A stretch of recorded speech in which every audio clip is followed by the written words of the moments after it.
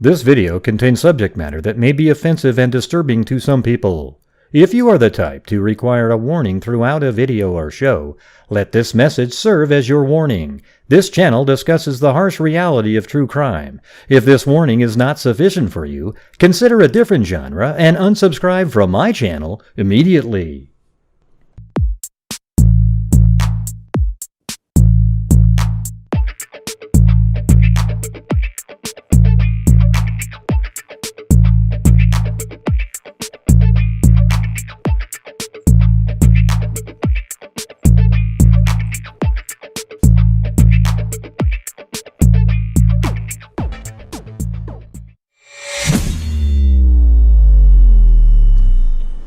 Yo, just a second.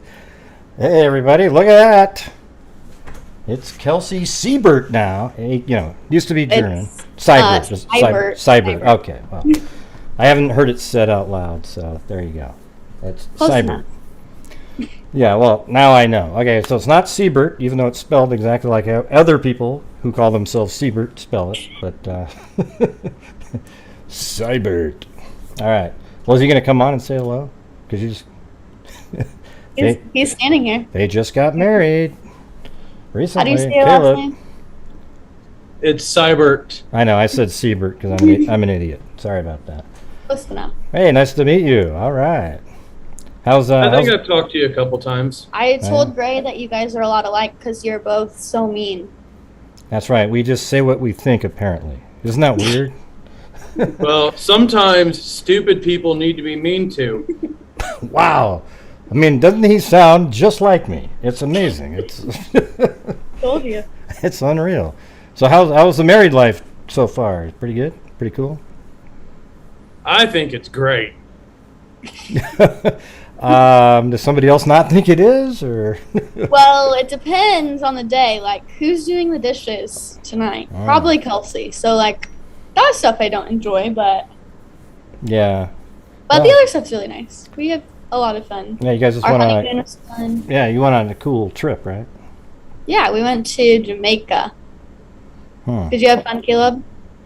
Yeah, except I got burnt and now I got swimmer's itch. He has like bumps on his hand. I've seen pictures. You look like you're having a good time. I can say that. Yeah, it was a really good time. It was kind of nice to like have people cater on you for a week and like be in the warmth, but not like the muggy, humid Indiana warm, like a dry warm. You just get to sit by the pool and have drinks, like obviously water, and yeah. Yeah, and then you'd gotten married. There were some really great photos you guys have. Were you nervous at all at the wedding itself, or? I was nervous, I think, for walking down the aisle in heels, but as soon as I changed into like different shoes, I ended up wearing platforms during the ceremony. They weren't New Balance. No. Okay. Yeah, that would have been easy. You just put those suckers on and boom, right? Yeah. Well, I guess, but I was planning on wearing heels, but I ended up wearing some like sandals instead because I was too scared to wear them. But other than that, I wasn't nervous. Were you nervous? Kaleb cried the whole day for some reason. No, my eyes just sweat. Oh, okay. All right. It was hot and my eyes were sweating a lot. Babe, somebody wants to know how many kids we want. I want as many as the Lord is going to bless us with. He wants to start having them right now, though. Yeah. I think we should definitely wait for that.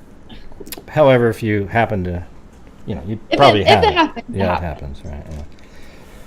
Wow. Well, I mean, I know all the freaks are really happy for you guys, and it's been a pretty amazing watching. Just sort of like you weren't even graduated from high school, and now you're done with college, and just your progression as a like an older girl now turning into a young woman, going out there getting ready to kick some ass. Yeah. Everybody here has like watched me grow up. Like, I was 17 when I started, and I think probably 17 or 18 when I started coming on your show. So like everybody's watched me for the last 5 years. So yeah, all your followers have known her longer than I've known her. That's true. See. Yeah, and if you multiply all those together, it's like 1,000 times, 10,000 times longer. Yeah. Yeah. Well, maybe you could tell us. So, what did you end up graduating in college? What did I like my degree? Yeah. What did you end up? Yeah, your degree. I graduated with a bachelor's of science in psychology with minors in forensic science and law and society.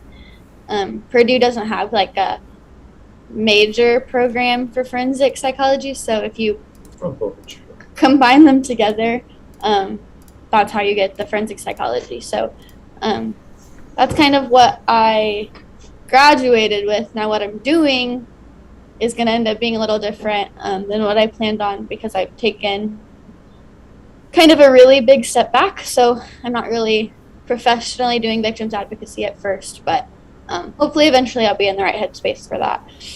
Kaleb thinks I need to take a step back from that too, I guess. Yeah, well, you had like a kind of a weird, you applying, I don't know if you want to say it, but like you applied for a job and it's like for some reason, your experience wasn't what they were looking for as being a victim's advocate. That seems kind of odd.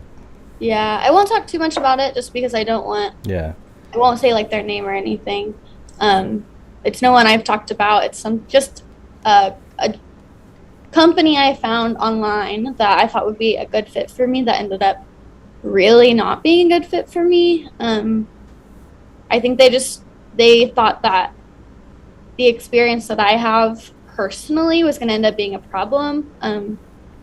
I don't know, maybe it was emotionally, but they thought that I wouldn't be able to work with victims That's proper way. That's pretty odd, and it's like you're probably perfect for that. You'd think, but that's okay. I just know that the right job will come up, and God has a plan, and when that job becomes available, that'll be it, and I'll know that that's the job for me. So we're just gonna keep going until we find what that one is. Yeah, and I guess one of the main reasons to have you come on today is there's been a lot of these a lot of crazy stuff going on social media. I mean, it seemed like you actually had to step back from it for a while there, didn't you? With all the accusations and weird stuff going on. I did. That was actually Kaleb's idea. I guess he can talk a little bit about why I had to. We were fighting all the time because I was just so cranky every time I would read something. It was getting to me, and it started really like in April, because April I kind of had like a moment where I was just so angry at my sister, really, and at myself.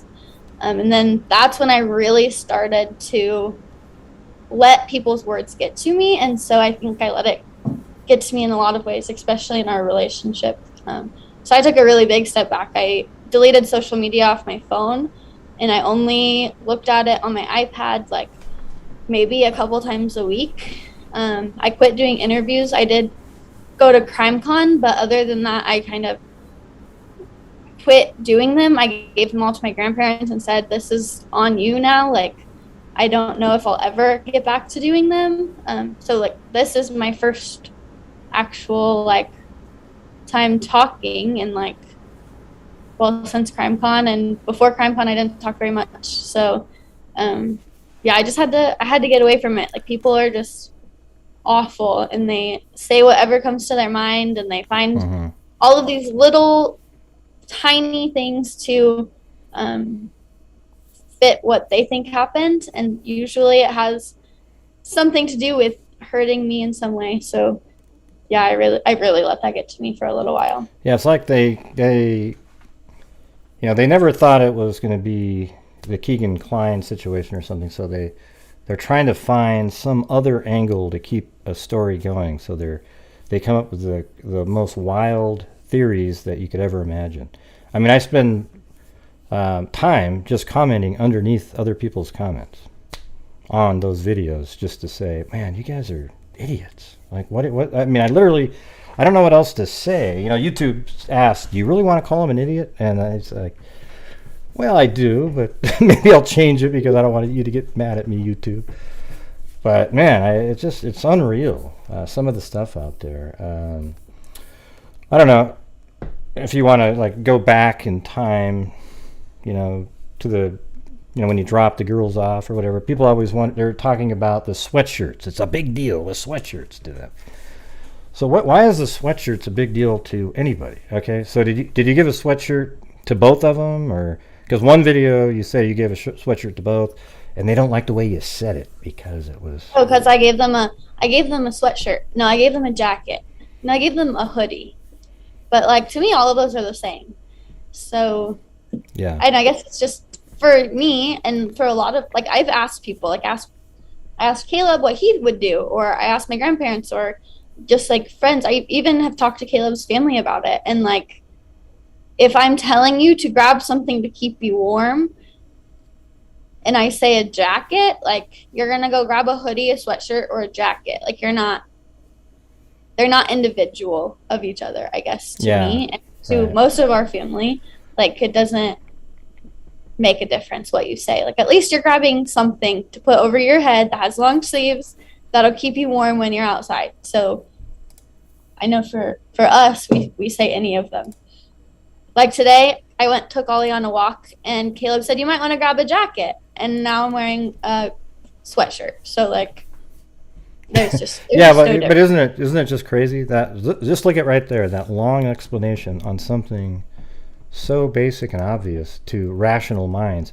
See, here's the thing is, on YouTube, there's actually these real true crime channels, and then there's these sort of outcasts that have been tossed aside, and these really marginal channels that make these ridiculous videos that cater to those same marginal people because their minds will accept anything. I mean, it's just so, that's really what it's all about. There is no rhyme or reason. When you look at the things that they say, you look at it and you go, wow.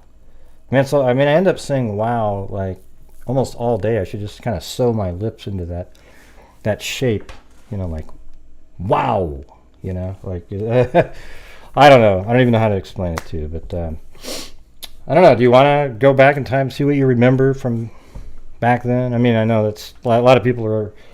Maybe that'll clear up some stuff for people. Going back to the timeline. Well, just something like like when you dropped them off. Like you remember, like you pulled up, right? I remember the whole thing about the other day when people were talking about, like you had lunch with your friend Bree, right? Yeah. Well, that's because my best friend is my ex's sister. So when I did that interview with Bree, she wasn't even thinking like, oh, these people are going to be confused because you went to lunch with Chase. Well, obviously, Bree and Chase lived in the same house. So like, it was normal for all three of us to go to lunch or dinner. And to keep Bree out of it, we never really said her name. So the only time you would have heard that is in that interview. I think it's crazy that we did that interview, like, had to have been 3 years ago at least. Yeah, it was for the podcast. Yeah. And it was a funny interview because like you guys were just, like Bree was just really struggling to even get a sentence out. Like, you edited all that, it's just, because you guys are, you're friends, so you look at each other and you start giggling just looking at each other. So then there's like this thing where, you have to edit it together and put it out there. And, she just mentions it really quick. Like she had to start and restart and would say, and then finally said, yeah, we had lunch together. But yeah, because you had lunch with, there were 3 people at the lunch, right? It's not a big deal. But it wasn't anything that I ever brought up because what does it matter that Bree was there with us at lunch? You know what it, like... Yeah, that's the thing. I know where Bree was. I know that she was with us. And, like, I think it's crazy that it took 3+ years for people to bring that up. And that interview was hard for her. So like, for her to see that people are using that against me, she's like, wow, like, I really took the time to, like, be part of that because Kelsi wanted me to. And now people are throwing her under the bus because I was a part of it, which makes her feel bad. Yeah, well, what's funny is right there when you just said, I think it's weird that it took people so long they're going to use that right there and go, see, there was something there. She's just surprised it took them so long to find it. Yeah, See? it doesn't matter it what doesn't matter how you say it. Yeah. That's unbelievable. Yeah. So I mean, you remember like do you remember vividly dropping them off? I wouldn't say vividly that much anymore. I remember Libby turning around and telling me she loved me. Yeah, it's just I've gotten to the point where I don't like rehashing it, like going back over it, because Mm-hmm. every time I say it, if I don't say it the exact Right. same way I Yeah. said it the first time, Yep. um, then I'm a bad person, and I'm Yeah. So it's almost like you had. Yeah. I mean, that's the crazy part is memories vary and change on little tiny details. That's my other computer yelling at me. But I actually have my own voice saying, "Gray, Gray, check your email" on this other computer. So when I get an email, it yells across the room. Um, but yeah, it's like if you don't remember every single detail to a lot of these people, and plus you were like what 16 or 17 years old at the time, right? And it's just you had to grow up really fast, and every single detail isn't going to be the same. For example, the part when you had lunch with Renner, you know the mm, and he's the 360-degree camera, and you talked about how there was a lot of people there. Like, what were you actually saying when you said that? that we knew that there had been lots of people there that day, and over time we learned that there had been lots of people that day. And I used an over exaggeration, How dare you? and people use that against me, and like that's fine. I don't care. I've gotten to the point where I don't let it get to me because I know people don't they don't care if it gets to me, I guess. I don't know. It's hard to explain. Like they want whatever they're saying to be right, and so whatever I say they're going to use it, turn it around. And Yeah. so like yeah, I just try not to let it get to me anymore. Yeah, it's like this doesn't work right now. A fact isn't a fact because you want it to be a fact. It's a fact because it is one. So you have all these people that they claim something to be a fact because that's their story and they're going to stick with it no matter what. Let's see. So maybe you can talk about some of the newer stuff with the Kagan Klein. I mean, what was that like when it came out? Maybe you could just go through the whole situation if you can. I mean, whatever part you can talk about regarding the, out of nowhere, one day you hear about Anthony Schatz, but you did communicate with the Anthony Schatz account, according to documents now, like the same day she was missing, right? I did. I spoke to him on Libby's social media. Um, Just texting though, right? just texting. And the conversation wasn't anything that sounded suspicious. It didn't bring anything back to me. So the conversation was short. We barely talked. And then when law enforcement said there's no social media, it just um, was pushed to the back of my mind, and I didn't think about it again until a few years later when the name was brought up to me again by law enforcement. And after that, um, But at the time, I do you think maybe it was maybe you mentioned it to law enforcement somewhere in maybe a conversation, or was it just something where it didn't alarm you after communicating? Because it seemed like law enforcement was aware of this account almost immediately because they had to get a warrant, and then they were already over at Kagan Klein's house on the 23rd. well, I'm definitely gonna say they probably knew about it because they had Libby's social media, and obviously he was on there. Um, but from me, I didn't seem alarmed by it. Like the conversation just wasn't um, anything that I thought was to be worried about. So um, that would even I was even less worried about it when law enforcement said there was no social media um, aspect Yeah, that's one involved. of the sort of the man. If you were gonna get frustrated at one thing that they did, is like they for years told everybody that it wasn't, at least all the way up until 2000. Well, actually, till right now. I mean, like when they came up with Kagan Klein, But before that, they had told people for years, Robert Ives, Carter, every single one of them said that there was no social media involvement. And so when people would suggest, oh, do you think it was catfishing? I go, no. They already said there was no social media. They've already looked at it all, right? So, right, like they had looked into it as far as we knew, and that they didn't think there was any social media involvement. So we didn't think anything else of it. And we started looking down different avenues as a family, and all of a sudden, it was last year, right? Or was it this year? it was right, I think it was December 2021. 2021. They come back and say, hey, like, we're releasing this account. And I was sitting in this seat when my grandma called me. Law enforcement called me first, and my grandpa wasn't answering his phone, actually. So he called me and said, hey, Kelsi, we need to talk to your grandpa. And I'm like, it's 7:30 at night. What do you need to talk to my grandpa about that you can't tell me? And I don't think they wanted to tell me. I think they knew how devastated I was going to be. And it's easier to tell my grandpa things, I guess, than it is to tell me or my grandma. So they talked to my grandpa. My grandma calls me back. And I just remember feeling so angry. I was sitting here and I was like, I remember that name. I know I talked to that person that night. And I didn't tell anyone because I didn't think it was important. And I just sobbed, and Kaleb stood here and held me for like at least half an hour. He was trying to calm me down. I was not calming down. I was devastated. I felt like a bad sister. I felt like I didn't know my sister for a minute. That's really what spiraled me into like this bad mental health crisis in my brain, where I had to stop and take a step back. That's probably a good idea. That was really hard for me. I know it's upset Becky too, because it's like, you tell everybody all the time, no, it's not social media. Had they said it was social media maybe early on, like, hey, it could be social media, you might have went, well, hey, have you guys checked this account? Obviously, they already found the account within the first few days, because they served the search warrant on the 23rd. They were at his house. It takes a while to even get the thing.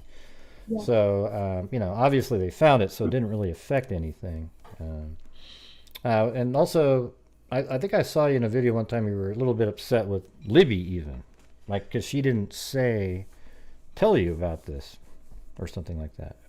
Yeah, I think I'm still angry with her. I feel like, and that's valid. I'm allowed to be angry with my sister. Yeah. And people keep telling me I'm not, and I don't think they understand. Like, me and Libby told each other everything. I thought we told each other everything. And so finding out that something this big was kept from me, from like the person I told everything to and the person that I thought told everything to me, and like we shared everything. And so to find out that I didn't know about this, and that she felt like she couldn't trust me with something, I think really hurt me. And I think a lot of times when that happens in friendships, like for example with Bree, if something happens and she didn't tell me about it, then we would talk about it and we would have a conversation and we wouldn't be angry with each other forever. But my sister's gone. I can't have that conversation with her. And so I have to get through that anger on my own without having that conversation. And a lot of that is going to therapy and telling my therapist, like, right now I'm really angry. Like, I wish I could see my sister right now, and I think I would scream at her. I think I would yell at her. I would also hug her and tell her I love her and how she was the best sister ever. But there are also times when, like, man, like, I wish that I could just scream at her and tell her how dumb she was, and like I would with my sisters that are still here, and I would with Kaleb's sisters. And I can tell you, as soon as I heard this information, I called Kaleb's youngest sister and I said, if I ever catch you, if I ever hear that you're talking to strangers on the internet, like, I will have your butt. Like, you're my little sister now. Like, that's not happening. And I'm gonna go hunting. I'm gonna go hunting for someone too, like, if I ever find out something like that. Yeah. Wow. So like, it's just not being able to have that conversation is gonna keep me in a place of anger for a little while, and that's okay. I'm allowed to be angry. My feelings are valid. My My grandma says I'm not allowed to sometimes. She's like, Kelsi, you should be mad at bridge guy. And yes, like Right. Yeah. sometimes Yeah. I am angry still. But I've reached a place of peace where I can get away from that anger. But with my sister, it's different, and I can't tell you why. I don't know. And But I'm and allowed it's new too. to. See, the thing is, that's a new thing. Like you were really angry with the bridge guy, I would imagine, for a while. Like, why would you do this? Why would you do? And then, over time, you're able to, not feel the anger anymore. But then all of a sudden, this new information comes out. Now you're angry with Libby, and mainly probably because if she had told you, you would have said, "What the hell are you doing?" and made sure, Exactly. you know what I mean. So it might have helped save her life. Both of them. Like, Yeah. if she would have said Oh. one thing to me, I would have said, hey, like, that's not a good idea. You shouldn't do that. And I think, I think that's one of those what ifs that will keep me angry for a long time, because if she would have just said something, like, what would have been different? I think it's totally valid. Yeah. I mean, it's like somebody. I mean, it's not not too dissimilar to somebody who had been drinking at a bar and they could have just called you and said, "Hey, can I get a ride? I don't want to drink." But instead, they just got in their car, drove home, and they ran into a tree and killed themselves. And you'd always be angry at them, like, "Well, why didn't you just call me? I would have picked you up." You know what I mean? Yeah. So it's sort of exactly. similar. It's just different element there. But man, well, it's just. And that's a perfect statement that that Amber just wrote. It says, "To the people that made this worse for you, you are disgusting." And it's true. Like, here's the thing, everybody. Um, you know, Kelsi is the sister of somebody who was murdered by a psycho out there. And she's dealt with it as well as, I mean, just watching what she's gone through, I would say as well as anybody could ever deal with anything. And, she turned a tragedy into something that has made her a stronger person, and absolutely, you should be proud of yourself actually for how you've been.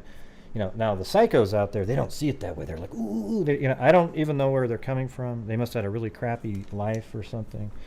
But I totally agree with that. I don't understand why people just can't see how amazing it is. So, what are some of how amazing you've turned out? Now they're going to say, "Ooh, do you hear what he said? Amazing it is." Ooh. You watch this one. Okay. But anyways, so what was it like right at the beginning? So I remember seeing you like at events, and your face would turn purple. I mean, it was just anytime you'd speak, it was red as a cherry, right? That still happens. Not too much though, right? Not as much, because now when she speaks, it just doesn't do anything. It just Well, at the wedding, she was tomato up there. okay. Well, that's different because that's like really severe. That's like no way out of that one.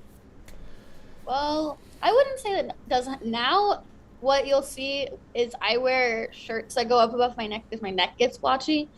But I am a lot less nervous. I think in the beginning, well, I know in the beginning, I hated public speaking. I still hate it. I don't enjoy it. Except for here, right? Like here, it's great. Here. Well, over the computer is different. Like I can do Zoom, Yeah. but had I if I were still right now in high school, back where I was 6 years ago, and had I never started advocating for Abby and Libby, I would never. There would be no public speaking.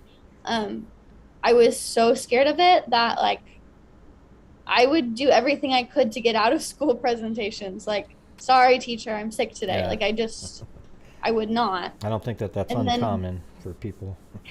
Then my grandma, when she was diagnosed with cancer, said, "Hey,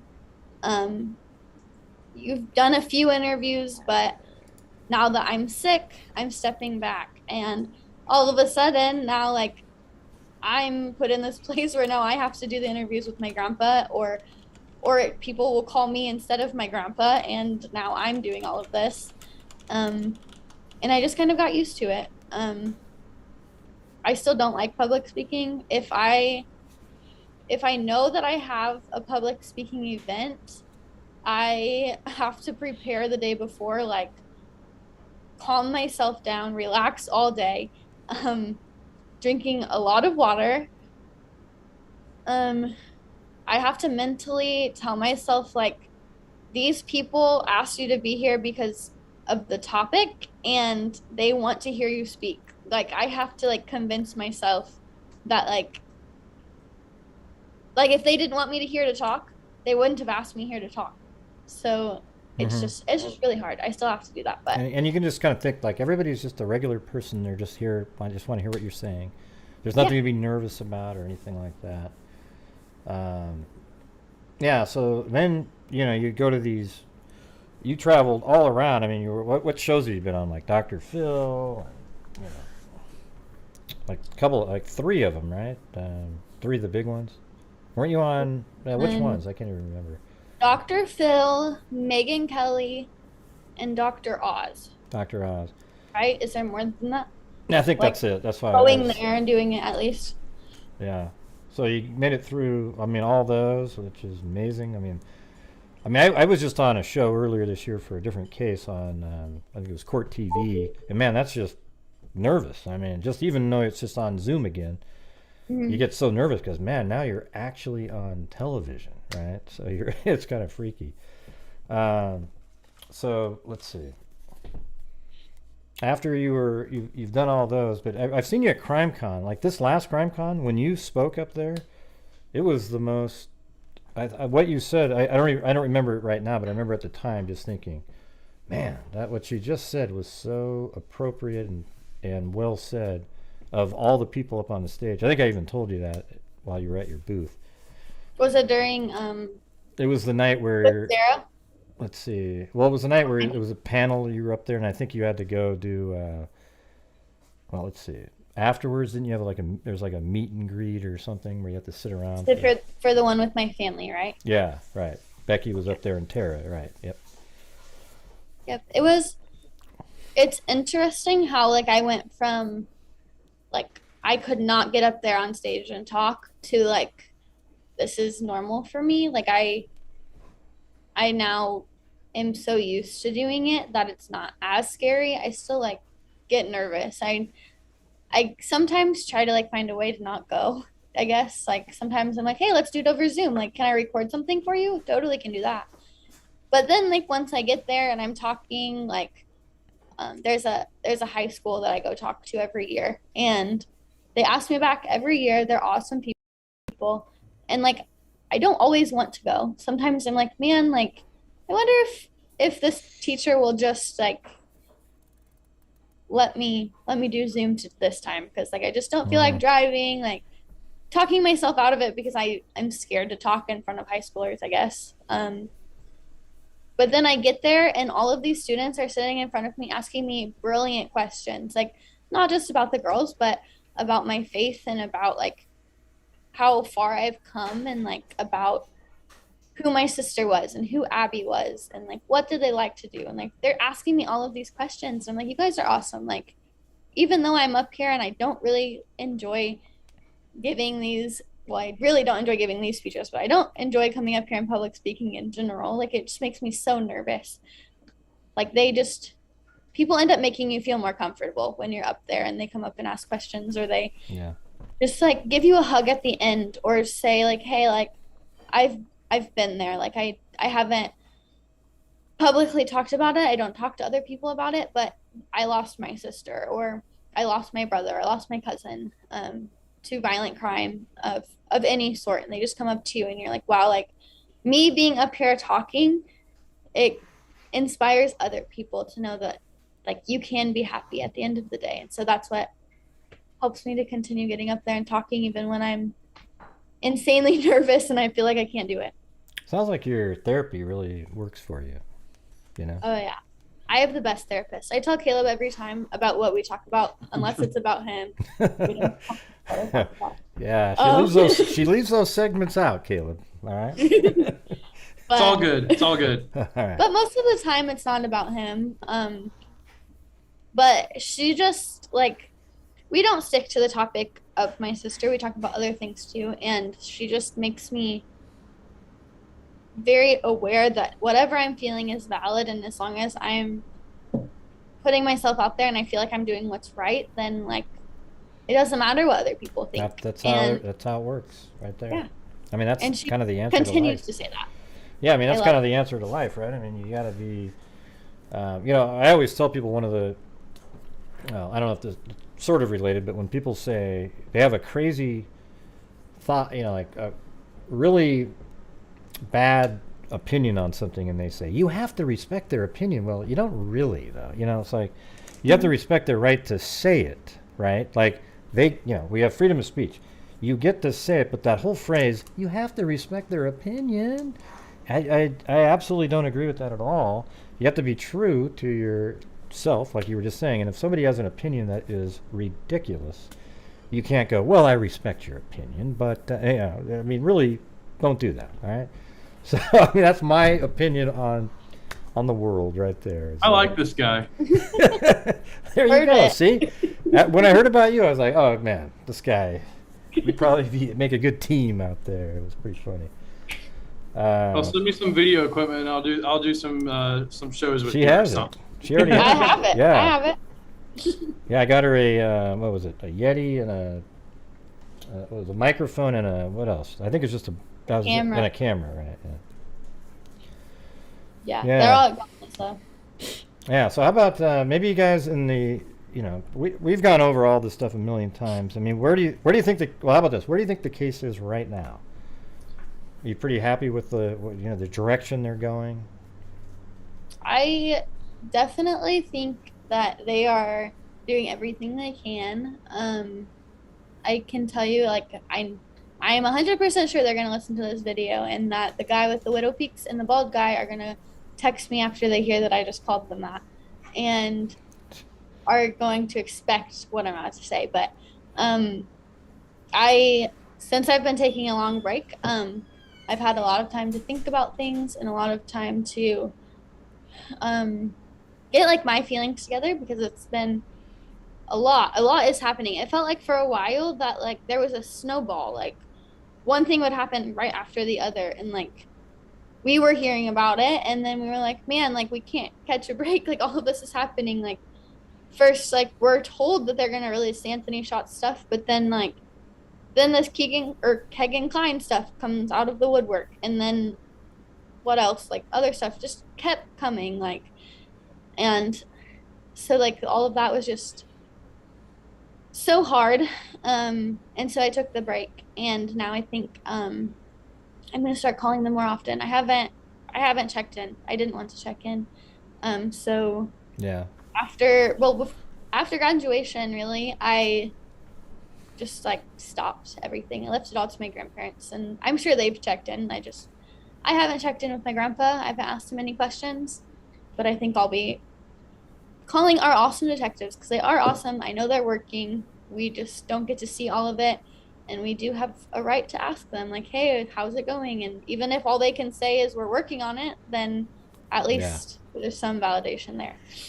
Yes, it seems like they're, given the information that's been put out there, that seems like they're likely on the right track. You never know, right? But it seems like it. I mean, what are the odds that an account was communicating with Libby's phone that's a catfishing account on the same day she disappears? I mean, that's pretty, telling right there, right?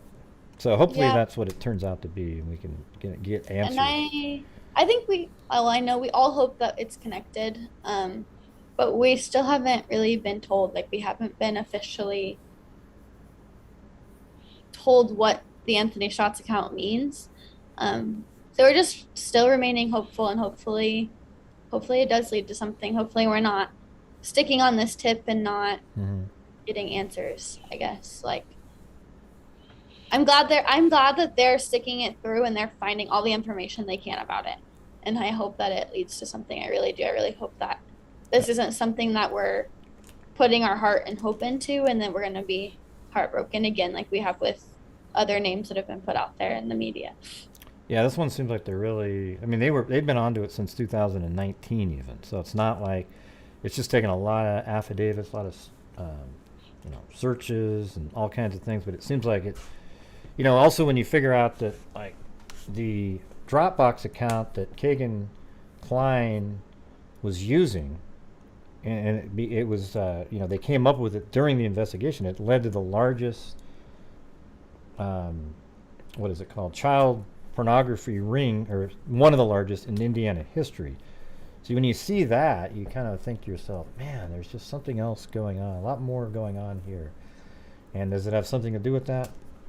Hopefully it does, because that means they're on the right track. If it doesn't, then all of a sudden you're missing out on opportunities to go find the person that's maybe a random killer somewhere, right? Mm. Yeah. And by the way, I'm gonna donate $500 tonight to some charity. So what one? How about this one? Out of RAIN, which is Violence Against Women, or NCMEC, National Center for Missing and Exploited Children, or Texas Equisearch, or pick one, a charity out there. You like those ones? Or? How about the National Center for Victims of Crime? Okay, I've given them $500 already, but I can do that. You can do NCMEC. NCMEC's a good one. Okay. Yeah, they're both good. Yeah, so we'll be doing that after you're off of here, but I wanted to let you pick the one out of those. We usually do those three because it's, they're so effective. NCMEC's been around for so long. They've helped so many people with missing and exploited children. Let's see. So how about, do you want to answer some questions in the chat maybe? Yeah, we can do that. I've been walking a little bit. That's why I'm looking down before they say that I'm looking down while I'm talking. Yeah, isn't that crazy? Yeah, I think you are the most overanalyzed human being in the history of the world. For real. On YouTube or something. It's just, oh, did you see she blinked when they said, it's just unreal. But okay, so even the nut jobs, everybody, let the nut jobs ask questions in the chat, okay? And so then I can prove them wrong. Yeah. Yeah. I mean, I just, here's your time to get your questions answered. Somebody's typed in, you missed it, she already slipped up. It's like, what do you mean? Yeah, I know. It's like, why don't you say what the slip up was? So I have Kaleb. Kaleb's listening to every word, and if I say something and he thinks that I slipped up, he'll tell me. And he has not told me. And slipping up doesn't, see, now you just admitted to slipping up, right? Nope, I mean the word slipping up. See, they think when you say slip up means that there was really something else, but you're trying to hide it, and you accidentally said something. Instead of just, as human beings, we don't always say everything perfectly, I have my notepad right here, and it's still empty, which means she hasn't said anything. You guys are going to get in trouble for that now. Did you see that? Yeah. They were prepared. They had a script ready. They had a script ready on that phone. Oh, I'm sorry. I forgot I'm supposed to care what people think. Okay, here's one. What did she think of Carter's statement that the case will be solved in 3 years? Seems like way too long. He said before he retires. Yeah, I think he was saying more like, I think this can be solved in 3 years, I think is actually what the quote was. And I mean, he is the most hopeful man I've ever met in my life. And like, I think he's remained more hopeful than me at times. Like he, at all times, has always said, like, this is going to be solved. And like, I'm not going to stop until I know that the girls have justice. And so I think this is him saying, like, I know it's going to be solved, and I think could be solved sooner rather than later. You know what's weird about Carter's? I remember at first I used to think, I don't know, it seems over the top or something. But then I actually, over time, that's just how he really feels that way. It's amazing. Like I can't even believe it. Like he actually feels the way, he is just so emotional. And it's funny, too, because if you remove all how he pauses when he talks, like he does that. And then I actually did one where I removed all the pauses, and it was just a normal, quick sentence. It sounded absolutely perfect. So he doesn't even change. There's nothing that was missing. He just has the pause. It doesn't even change the inflection or anything. It's just a perfect sentence when you remove it. Not that it had nothing to do with anything. It was just something that... So what else? Let's see. What do you got in here? Somebody asked... did any of the people out there that day who saw the girls hiking say anything about how they seemed, like happy or scared?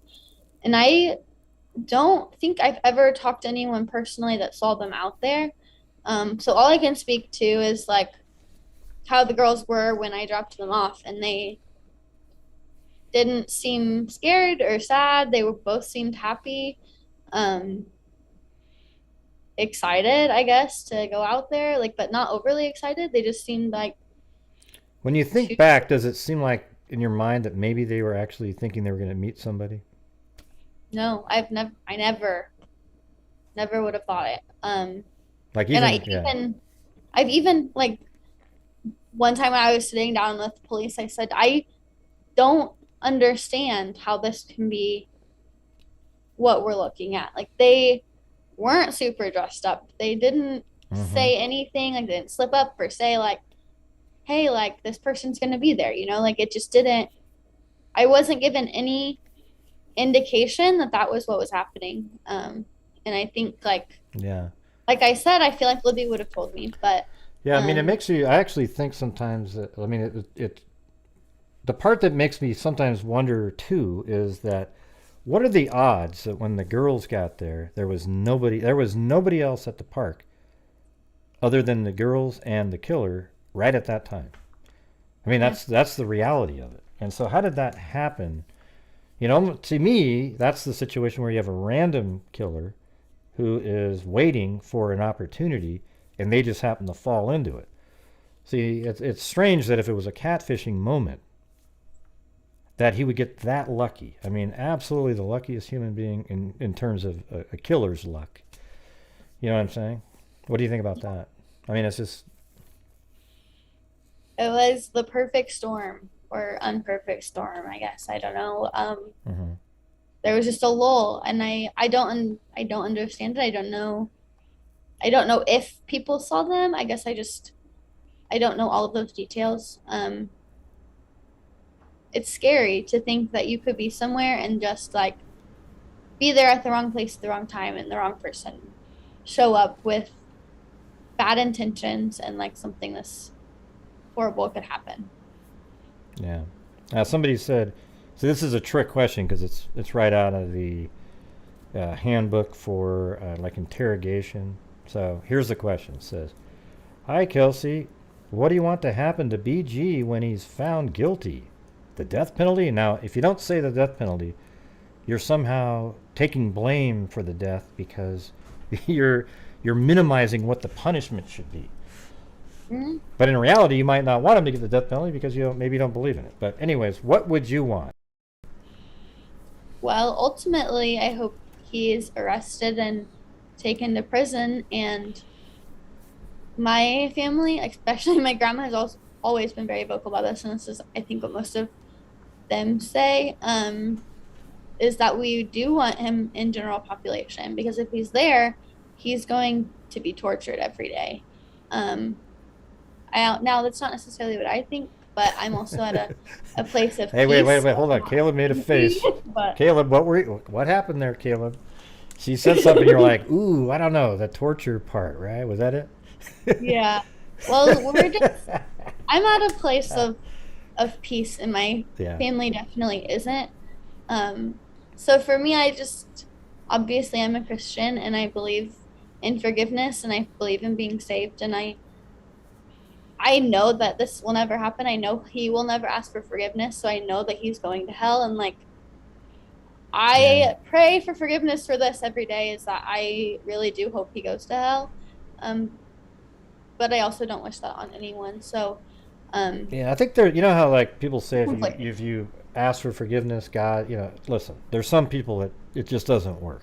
God is looking at them, they, like Dahmer, or these guys. Well, the thing is that you have to ask for it. And if you don't ask for it, then you don't receive it. Yeah. But also if I don't forgive him and I don't let go of that anger, then he's winning. So I forgave him and I reached a place of peace for myself. And so, yeah, that's why I had to do that. I had to let go. That doesn't mean I'm not angry, and that doesn't make what he did okay. And that doesn't mean that I don't sometimes hope that he's tortured.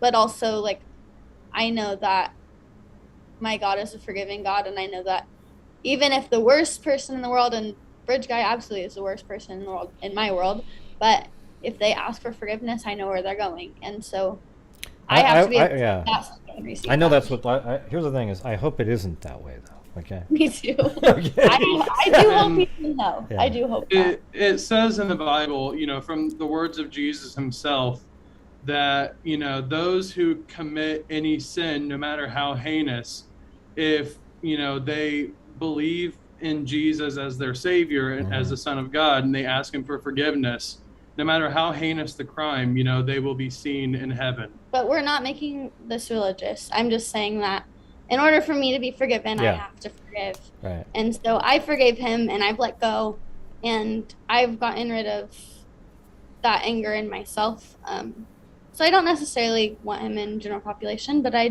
do want him to have his day in court, and I want justice to be served. That's what I want, and no matter what that means.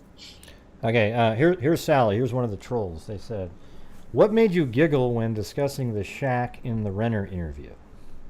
Because people are idiots. Oh, in the Renner Yeah, video? in the Renner interview, I guess you giggled in. I don't even remember that. Like, who cares? Do you giggle when you're uncomfortable? Like, what do you do when you're uncomfortable? Baby, I need to. Yeah, there's a lot of people that giggle. When I'm uncomfortable, I giggle and I pick my fingernails. Well, just look at the Vice President of the United States. She laughs at everything, even when it's not appropriate whatsoever. So. And it happens to lots of people. There are people that have the worst coping mechanisms. Like Caleb's dad passed away when he was 10 years old, and for him, he makes dad jokes sometimes. And I have to tell him that he probably shouldn't do that. And so, I totally get it that laughing at inappropriate times is bad. But I don't know. I'm gonna guess that that's what it was. It was coping mechanism. Yeah, or it's just silly, right? Like, I mean, I don't know if Carter. I mean, in the interview you did with Carter, I don't know if the laugh was at that, but he said, "And no, there's no shack." Okay, that might have been. There's no shack related to the case. In the Renner video, I don't listen to anything I'm in. So, what was the question? Like, what did you think of Doug Carter saying the shack or something? Yeah, I don't even know. Somebody just said it in the chat. It's something. It's just one of those nitpicking moments. Like, we got it. Yeah. Well, I'd like to see them do an interview. Oh yeah. What did the? Okay, this is the question they wanted. This is what the wackos were asking. They wanted to know what the. Can you describe the sweatshirts that you handed them? Oh, they want that question? Yeah. Well, Abby is wearing the one I gave her, so you know what that looks like. And that's more like a hoodie, so like a zip-up hoodie, right? Libby had a zip-up jacket, or Abby jacket. had a zip-up jacket. Right. Yep. And Libby, she grabbed one from my back seat. From what I know, it was a Delphi swim sweatshirt. It was black with gold letters. That's what I think law enforcement has told me that's what it was. So I'm gonna go with that. Sorry if I changed my story, but that's what I'm going. Yeah. Wow. You guys, and watch when they find that there's one logo missing out of your description. Oh my God! It means something. It was a new one too, so. Let's see. I couldn't even really tell you what it looks like anymore. Any more questions you got? Let me see if this. I see. Oh, somebody said great. Somebody said Gray, stop answering for her. I don't think I've answered anything. No, I think you're just adding to the conversation. Yeah, that's like people. What they want to do is, like, give you as many times that you might say something that they can twist away and edit out and change. I know how they do this. And that's the reason they're saying that is because I didn't let you answer what you think should happen to him if he gets arrested, because I already knew that's a trick interrogation question. Because usually in interrogation, when you're interviewing a killer and you say what should happen to the person who killed this woman, they'll go, I don't know, maybe prison time, and that's sort of the sign of guilt because they know that they're the killer and they don't want to be executed, right? So they diminish it. So that's what they were trying to get. I mean, what a ridiculous. Oh well. What do you think of The Shack, the movie? You like that one? It's a good movie. Actually, the first time I watched it, I remember that's the movie that helped me reach a place of forgiveness. So I watch it at least a couple times a year. Um, it's just really humbling. The first time I watched it, I cried. The second time, like when you really sit down to watch it and you've already watched it, and so you don't have to like pay super close attention, but like everything just hit me so hard. I cried for hours after watching that. And then I talked to my pastor. Do you think it was a message from Carter to maybe that person to sort of seek redemption, to maybe come forward? I do. I think that he was saying it to maybe reach somebody's conscience and say like, hey, like this is what you're doing to the family, and I think that you do have some good in your heart. I think you do have a part of your conscience saying, hey, like I know this happened, like I know this bad thing happened, and I have answers, and I should come forward. And I think that was his goal. I don't think there was any like hidden clues or anything like that. It was really just, he's also a very Christian man, and so like watching that movie, it had just come out like recently, I'm pretty sure, when that happened. So he probably just watched it, made it part of his speech, and I think it did play a good role in it. I think he had a meaning for it, but I don't think it's the meaning that people are trying to make it mean. I think it had a lot to do with him spiritually trying to tell somebody like, hey, like you did something bad, but you could just come forward and tell us what happened. Right. That's really what he was trying to get at. Yeah, I mean, there was no other message. There was no other sort of over, like, broad. I guess the secret message was, hey, I hope you watch this and maybe you'll redeem yourself. You know, there wasn't, the shack has nothing, there's no shack involved in the case whatsoever. Okay, everybody? Exactly. Right. Like, I don't think there was no like hidden like scheme in that. Like, he was just trying to appeal to his the person. Right. So this other person said, hey, so this is another troll question. I've seen these in those wacko videos. It said, did any of Libby's friends that also talked to Anthony Schott's profile ever tell you about him after the girls went missing, especially after the ski mask incident that was talked about in the interview? Well, first of all, the ski mask incident was in another town, right? It wasn't right. It had nothing to do with it. Well, I don't know where it was. I do believe it was out of town, but I don't know the girl who that happened to. I know a girl that talked to me about the account, but it was not that same girl, and I don't remember when that conversation happened. Yeah, that's probably all I will say about that conversation. I think it's really sad that those names are out there. Like, that girl that was there at the ski mask incident, like, and she had to deal with that, and now she has to relive that. And then for Libby's friend that talked to Anthony Schatz for a while, now she has to relive that, and now she has to think like, I was talking to this person, and it could have been me. And I know that she holds a lot of that in her heart, and so now we talk pretty often. Maybe not often, but I check on her. She's awesome. I love her.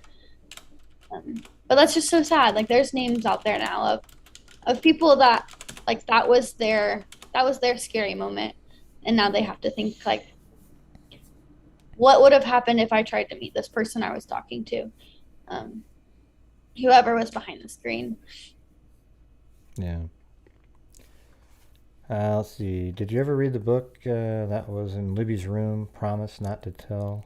It was a great book. I don't know if those are like another troll type questions. It is a troll, and I don't know if that person is, but that is a troll question. Yeah, of course it is. It was a book from school, so like, I don't know. Yeah, listen, if anything, to stop. Listen, yeah, here's the thing, everybody. When in your room, don't ever take a photo of anything in your room, because at some point somebody will look at a book title in the background and it'll come back to haunt you if something happens to you. Yeah, don't look at anybody's bookshelf. Actually, I have a lot of books. I've never read that one, but nothing nefarious about that book either. Like, it's just a book she had to read. It says, "Congratulations on your marriage. May your love always stay the same as the day you met." Yeah. The message that, let's see. Yeah. Somebody asked if I had PTSD, so I guess I could talk a little bit more about my mental health journey. Um, I didn't think I did until I went back to therapy and my therapist told me I did. Um, there are a lot of moments where like I feel paranoid and I didn't realize that that was a sign of PTSD, which you would think that I would know that because I studied psychology, but um, I didn't think that the way I felt paranoid was PTSD. I thought it was more just being paranoid because Bridge Guy is still out there. But then when I was talking to my new therapist, I've went back and forth with therapy for a while. I was just going when I felt like I needed it, and now I go pretty regularly. And I've learned that I have a lot of triggers that I didn't think were triggers that now I have to work through. And not just PTSD from that. Like watching the movie wasn't that triggering for me, but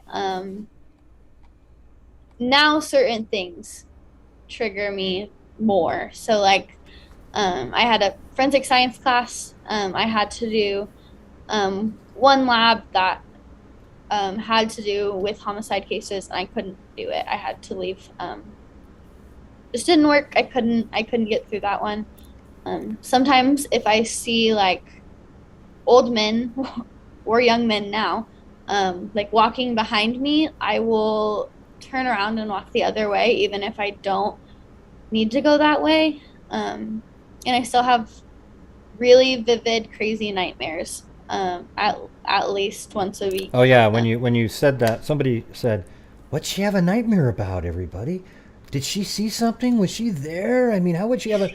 Hey, moron. Sometimes people just have nightmares because they envision what might have happened to maybe a family member, or you just picture things. When you watch a movie, you're just watching a screen. You weren't experiencing it, but you have a nightmare about it, right?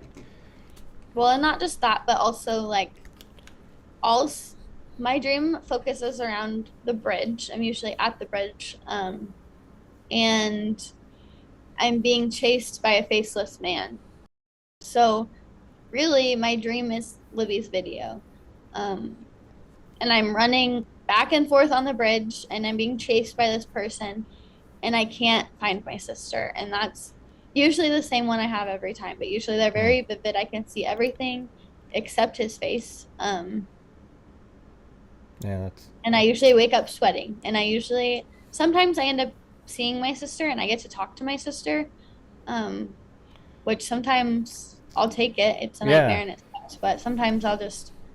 That's so weird, because after my brother died, I remember there's dreams where he's in there and you're just totally like, wow, okay, that was all bogus. Mm-hmm. This is great. And so it was a cool conversation. And then you wake up and you realize you have that sad moment, oh, they're not really alive, but you felt sort of grateful that you had the dream with him in it, right? Yeah, and it's the only time that I feel like I hear her voice, like clearly. It was, yeah. Because like we have videos, but most of them just have her laugh. Not a lot of them have her voice, but every time she's in a dream, she's always telling me that it's going to be okay. Like there's never been a dream where it's anything other than that. She just says it's going to be okay, and so I tend to like. If that's the end of my dream, usually I can sleep through it. But if it's just the nightmare part, then usually I wake up. I got these other troll questions. So it says, Kelsi, were the 10 to 20 kids on the trail that you saw when you dropped... it says, where were the 10 to 20 kids on the trail that you saw when you dropped the girls off? I don't think I ever said that I saw all of them. Oh God, you better not have, man, because here it comes. It's coming. I think you're talking about the Renner interview when you said there was a lot of kids there, right? I knew there were a lot of people there, and I'm like tired of that question because if you know that there's been 50 people in one place over the day and you saw 10 people there while you were at the trail, like they might not have been there all at one given time, but why does it matter? Like, what does it matter? What do these trivial questions matter? How does it affect the case? Because law enforcement knows who was there. They know who I saw. They know who I didn't see. They know who was there when. They have pictures that people took while they were there. They that's right. know exactly what my story is, and it's never changed. It might add things, like if over time I remember that I saw someone, or I remember this conversation, or I remember that I saw a car, like they're grateful that I remembered that fact and I brought it to them. No matter how long it takes me to remember that, because they know that like that was the most traumatic day of my life. And it's totally valid to have forgotten things, or to not thought something was important at the time, and to have thought about it now. And they would rather have it now than not at all. So I think at the end of the day, it's just people want to pick, and they want to have a reason to not like you.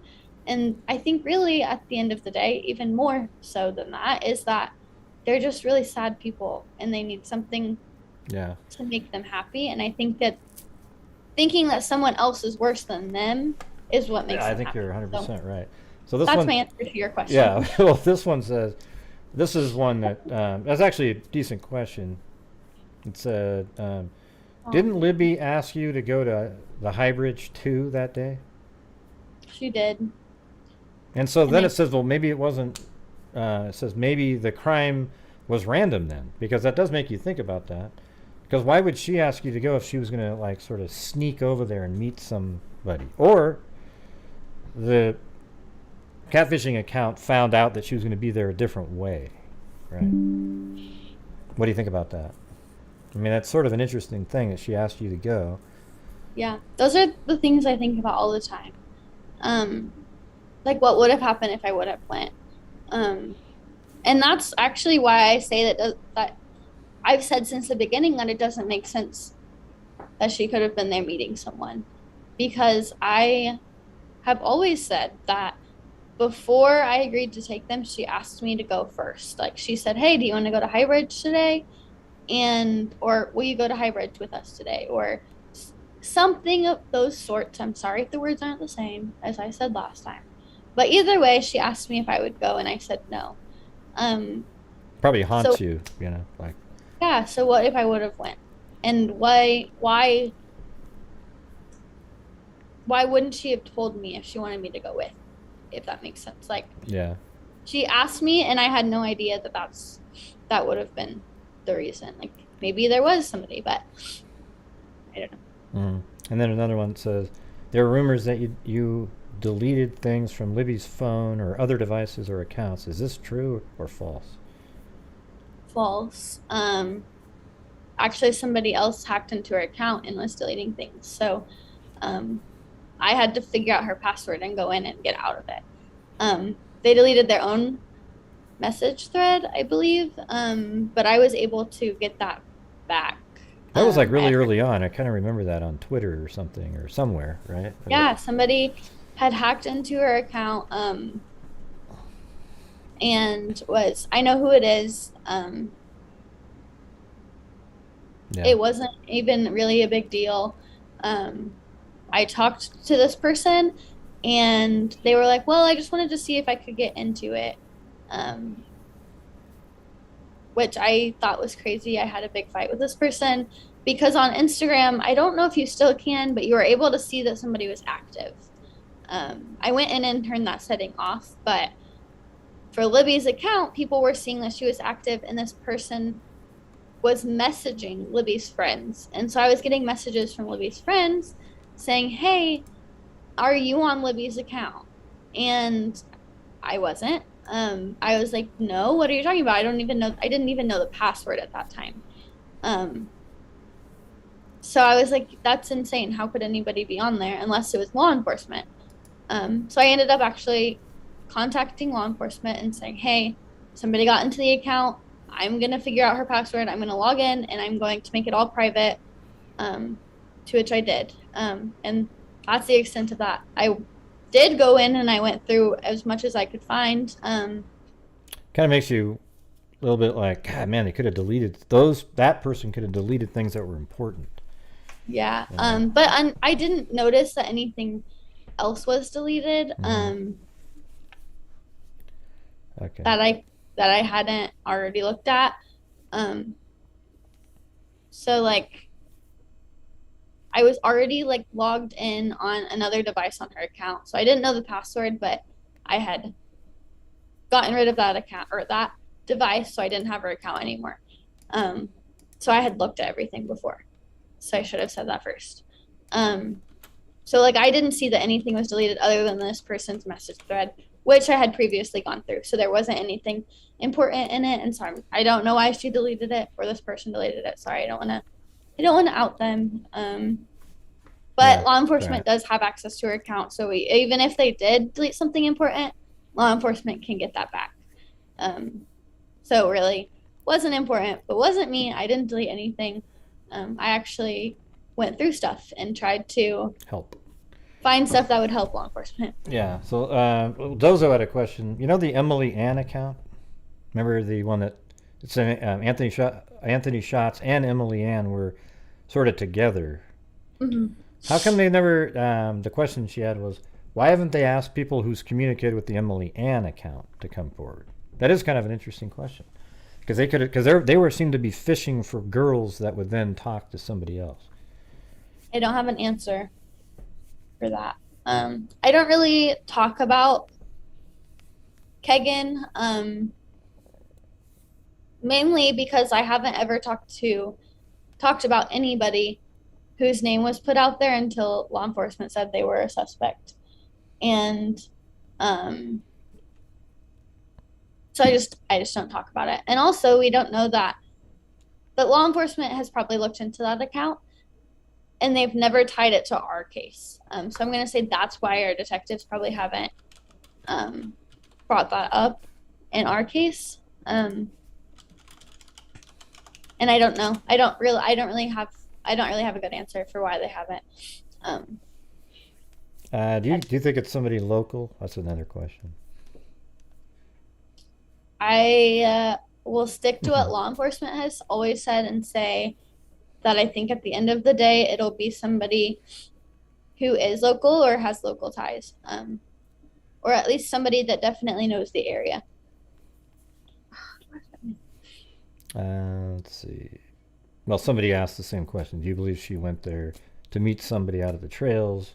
And you said you couldn't tell at all, but they were. I mean, what do you believe though? Did they go? Do you believe now that they went there to meet somebody at the trails?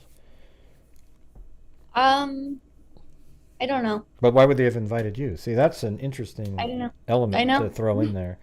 You know what I mean? Like if they were going to meet somebody, it's not like I don't think they would have had you go, right? Because it's sort of a sneaky thing that she was hiding from. Especially that Libby never told me. Right. That she was talking to any person online. So that's really interesting. That just doesn't make sense to me that she would have been going there to meet someone, but I don't know. That's something I definitely struggle with. It's very interesting because that actually it changes.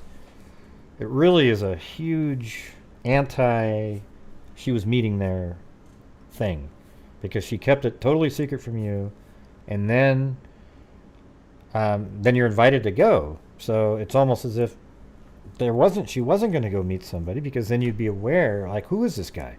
That kind of thing. Like she would have gotten in trouble almost from you. You would have been angry probably. So the thing is it feels like it was it brings it back more into the random realm, but then maybe the catfisher was aware that they were there some other way. Maybe a ping or some kind of. Can't you get a location of somebody in Snapchat or something like that? Or if I am remembering right, I don't think that Snapchat had location in 2017. Yeah, or we looked that up one time. I can't remember what date it was. I can't remember, but I'm sure that Kaleb's gonna look it up. That there are other apps maybe that did, or even if they were texting like via like actual phone, maybe. I don't know. I don't know if they were or if they weren't. You could do it through Apple. I don't know. It just doesn't make sense to me that they would have been there meeting someone. But I'm not ruling it out either at this point. Like, Yeah, that definitely makes less sense just knowing that, for sure. It started in 2017, but you know, the girls were killed in February, so that's still early in 2017. So I think it was I actually can't find after. the month. Yeah, I think we found that one time, and it was after that. There's a site that has all the updates and everything of Snapchat over the years. Seemed like it was after. Let's see. Let me see what. There must have been another question by BBB up here. The troll. my knees are hurting. Let's see. If in the Purdue Exponent, you said you like to read Libby's old journals, have they told you anything, and did you give them to law enforcement? That's not BBB. That's somebody else. The journals. There's nothing like that would be helpful in them.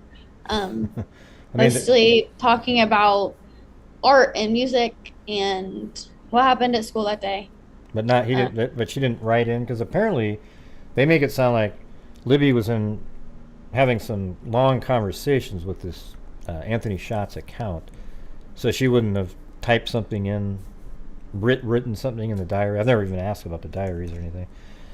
She wouldn't have written something like, "Hey, I met this really cute guy on." I have never read anything about him in any of them, but I can say that law enforcement went through her room shortly after, so that doesn't mean that there's not a journal missing that I haven't read. So if law enforcement thought it was important, law enforcement took it. If we thought it was important for law enforcement, we gave it to them. So Yeah. I don't even remember talking about the journals. So somebody will have to send me that article. Yeah, you're like, wait a minute, how come? Yeah. I was like, I don't even remember talking about that, but if I said it, then But that's hey, it. but right there, just your reaction to that being like, ooh, now they're gonna dig into the journals because that's a huge thing now. Watch. If there's anything important, It's law gonna be on the enforcement. next video. They'll probably even use my voice too. Look at the way Gray's mocking us. He's gonna. Okay. Let's see. Why do you think the focus is not? We already just said that. This account. Wow. How is your dad coping, Derek?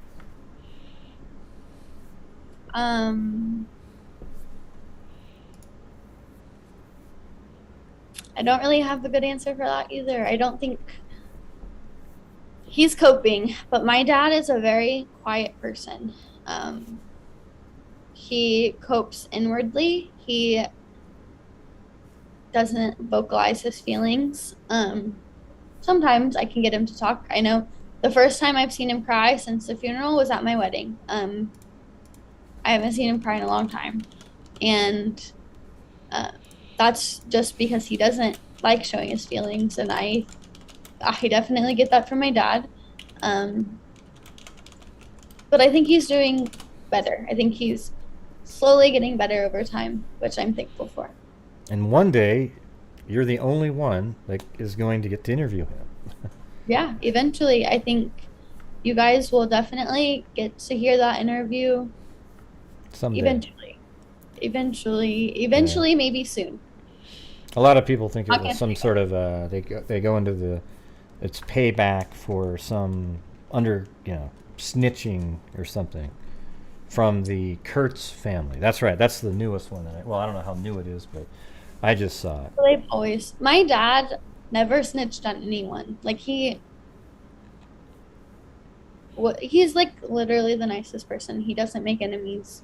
I think they were thinking it was whatever he got in trouble for, like it's something regarding that, like it ended up putting somebody in jail or something like that. That's what they say. I don't know. There's just so much garbage, But someday I will be able to help share his story.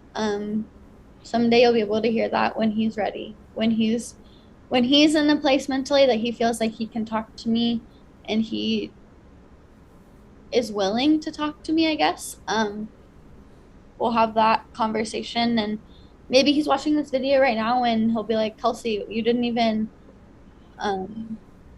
you haven't got me the questions yet or something. Yeah. But that's because I've been procrastinating. But what do you remember about I don't know if I could ask, I mean, what do you remember about Abby? You know, like, just, you must have known her pretty well just because you hang around Libby. I didn't know her very well, mostly because she was really quiet when she was around me. But I remember my favorite thing to think about was anytime she was over, when I was around, she was quiet. She would have conversations with me, but they were usually short and sweet. She was the sweetest. She was so nice. But when her and Libby were in the other room, which were like across the hallway from each other, you could just hear her laugh. Like, they were always laughing together. And they both brightened each other's day. They were always laughing and smiling and doing art and music and watching movies, and like, they just had so much fun, and they were very good for each other. Like, they were just always so kind. And yeah, I don't know. I don't remember a whole lot. We just didn't spend a whole lot of time together. Like, I mean, she was Libby's friend, you know. Yeah, like, it was young. We had like a big enough, like, the age gap wasn't that big, but when I was in high school, they were in middle school. So like, it was weird to go out and hang out with your sister's friends until I got my driver's license, and then all of a sudden all of Libby's friends wanted to hang out with me. But yeah, that's how it goes. They wanted French fries or ice cream or something. But yeah, that's what I remember. She just had the best laugh, and she was always smiling. I never saw her sad. Yeah.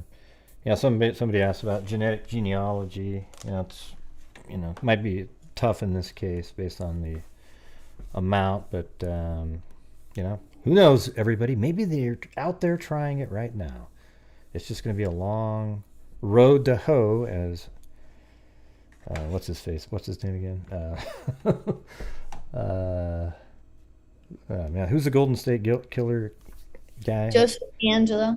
No, the Paul Holes. Paul Holes, yeah. He's the one that said it's going to be a long road to hoe, something like that.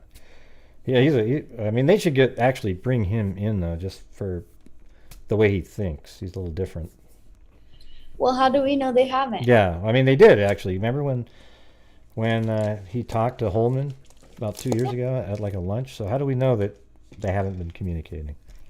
Yeah, I think even said on our panel that he had the opportunity to talk to law enforcement about the case, but and just get his opinion. And like, we got his opinion. He was on our panel and talked about what he thinks, and I think that was really helpful. Even my grandpa was like, wow, he has some really good ideas. I wonder if law enforcement has done that in our case. And so he was able to bring those back to our guys and be like, hey, have you thought about this? And so yeah, I think he does have a really good mind for it. Yeah. I know you've been on here for a while. Do you still have time for some more questions, or do you got to get going? We have like 4 minutes. So okay, we can 4 minutes. Okay. What do you got? Do you have any thoughts on the bizarre guy from arguing couple theory people can't let go of? Oh, they think that the arguing couple was actually like Libby and somebody else down below the bridge or something. I mean, it's just really crazy. There was that theory from a year ago. If you don't know about it, then you don't know about it. Yeah, I don't think I know about it. I mean, I'm not going to say I haven't heard about the arguing couple. I've heard about the arguing couple, but I don't know enough about it to... Yeah, I mean, that's the one that the flannel shirt guy, they saw. I mean, he saw near the, like the start of the bridge there. And somebody says, why do you think the mayor keeps being brought up in the case? I think the mayor's brought up simply for the fact that on the first big press conference that they had, he looks nervous up there. His eyes shift around. He's kind of nervous and sweaty. And that's really the only reason people bring him up, because there's nothing outside of that points to him at all, in my opinion. But I think Shane Evans was, I think he had just gotten voted in like the year And he was a before. really young guy. I mean, He was young and he was a new mayor and he just got put in this position, and all of a sudden something like this happens. Like, what would you do if like you just got into office? This is your first like big like, I guess, government, right? Kind of role. yeah.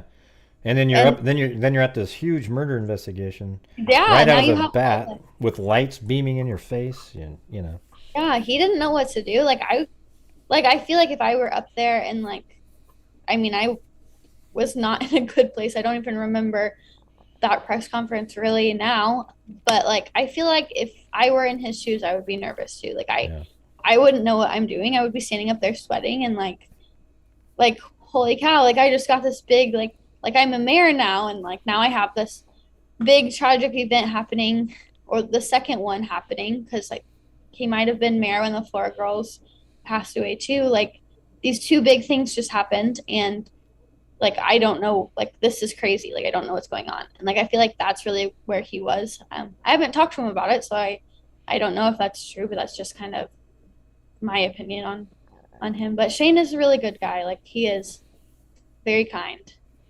oh, cool. Did I spell your name right there, Caleb? I added it to the bottom. Caleb, Okay, yep, God, thank God, man. over the Siebert. All right, but hey, yeah, I think everybody just watching this can tell that Caleb's a good guy, and I think you're lucky to have found each other.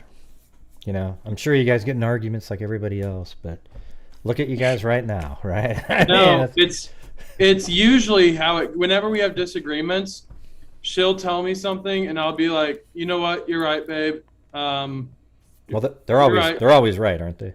I mean, that's what my wife has to be right at every sec. I mean, not doesn't have to be, but if I don't let her be right, then I'm in trouble. Okay. Yeah, exactly. But yeah, listen, I appreciate you coming on. Do you want to answer any last questions that you see flying by? Go ahead. But do you think there's any connection to the Iowa girls? Oh, you're asking me if there's a connection. That's what they wanted to know. Murders or the Flora fire. So either the Iowa girls, Lyric and Elizabeth, or the Flora fires. I don't think Flora has anything to do with it, but my own We opinion. have definitely never been given any indication that either of them are connected. I am almost, I've never been told, but I'm sure that they've looked into a connection between the Flora girls since it's so close, but we've never heard anything. And I know that they've looked into the Iowa girls too. Yeah. I know that they've communicated back and forth. I mean, like it's an interesting possibility, but And I almost like, it's sad, but I hope maybe they are connected, because their families have been waiting. right. I think 11 years now, maybe 12. It's been a while, and like they still don't have justice. And yeah, they have like I'd say 1/100th of the coverage, if that even, of the Yes, Delphi case. And you think, I actually think that the Libby is basically the sole reason that it's so huge, is because she filmed that guy on the bridge. Like, imagine this case without the audio or the video. What do you think?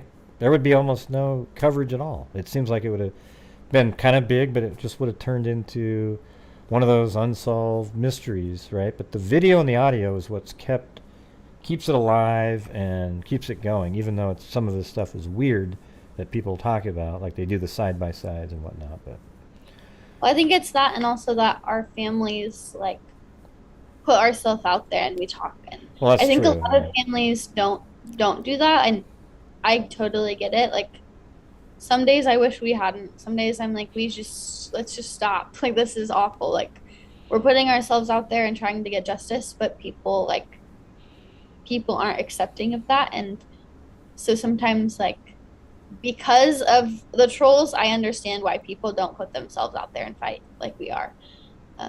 yeah, well, but it Because does.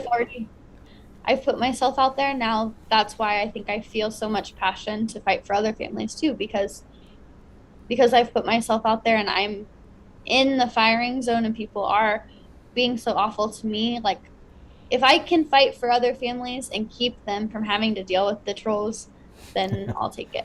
Yeah, I do. But here's what I would say is that I think a lot of you guys have been giving more opportunities to put yourself out there because of the video and the audio. You see, because then it becomes this really big story, and then they want people. Then they want you on to talk about the case. See, because the Lyric and Elizabeth case in itself has kind of a lot of information too. There's this little grainy video of them on their bikes driving by, and then later they find their bikes by the lake. They're missing, and then 6 months later they find both of their bodies in a similar looking area of that state, Iowa, with next to a stream. So that's a similarity. But so you got to be at least, that's a good thing to be proud about, that Libby thought of filming, at least, right then. I mean, she's probably freaked out and turned it on.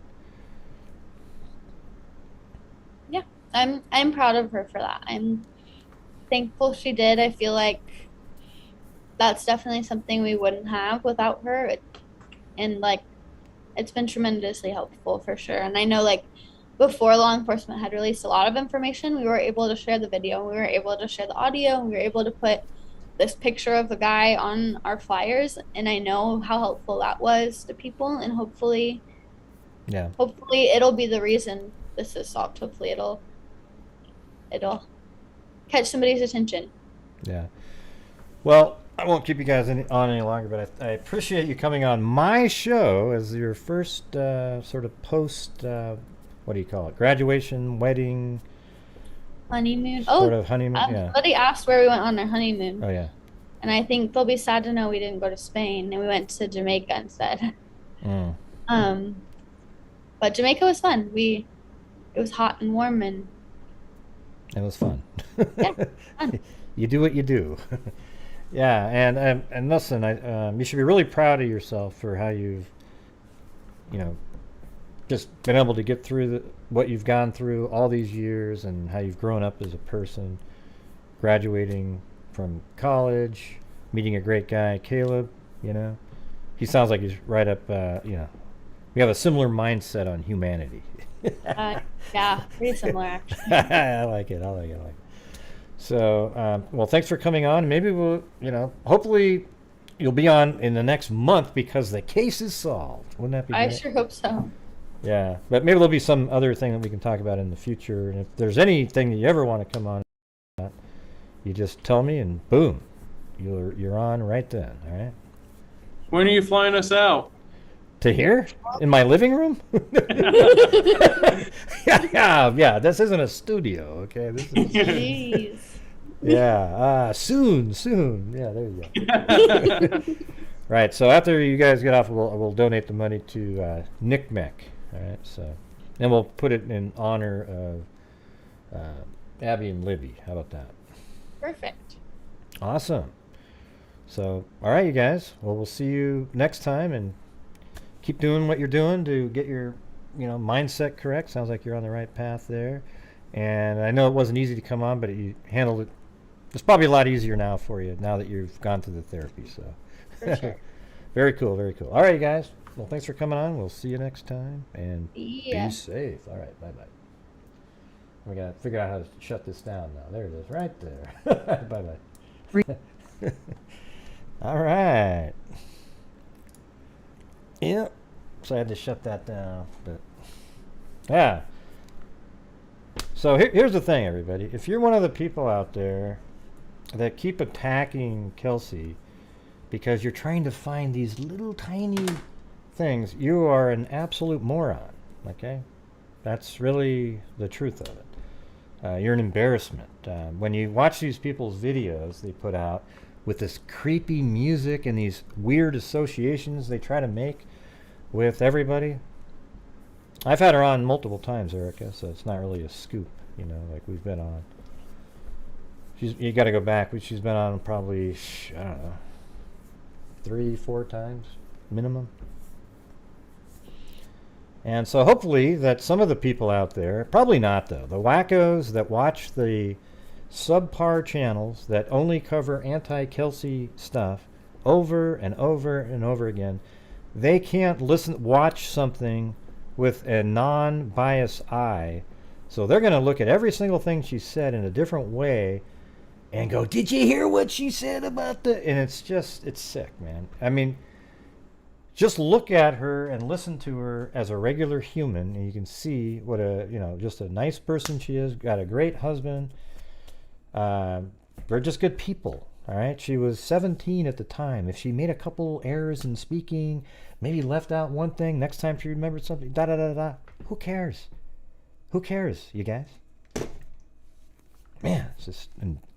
sometimes I get embarrassed for just humanity. It just sucks, God.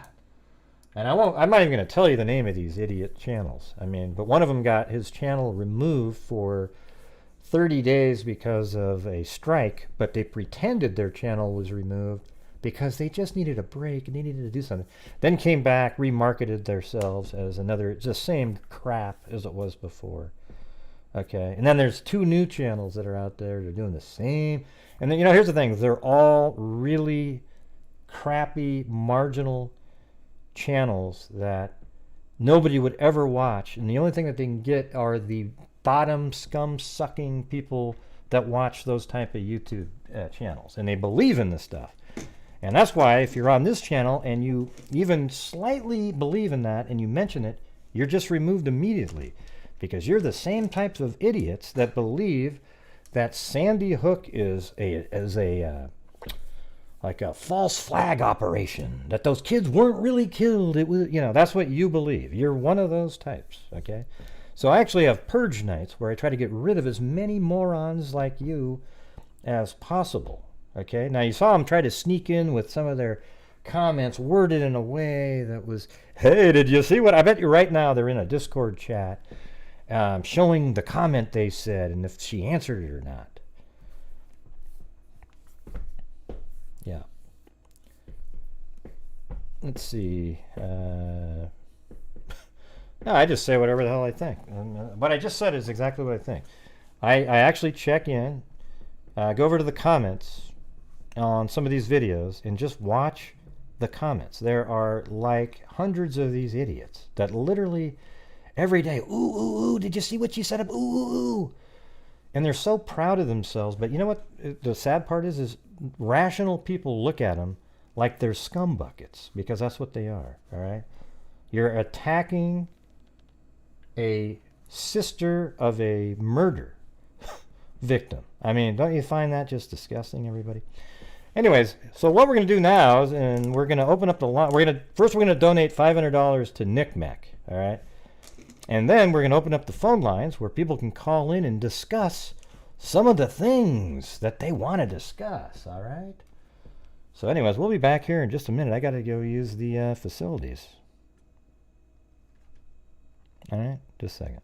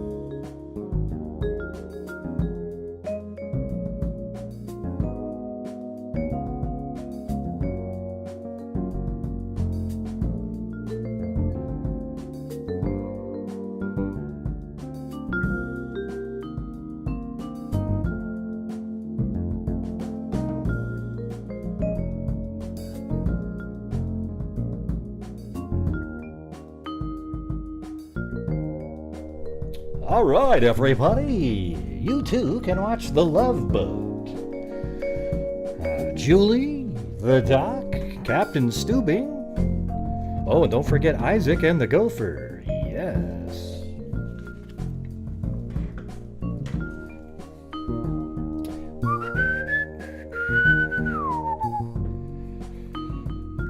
Yeah. Well, anyways, I hope did you guys like the interview? Hopefully I asked enough questions. You know, I'm sure there's some crazy comment she made somewhere that I didn't bring up that was gonna tell the whole story, everybody.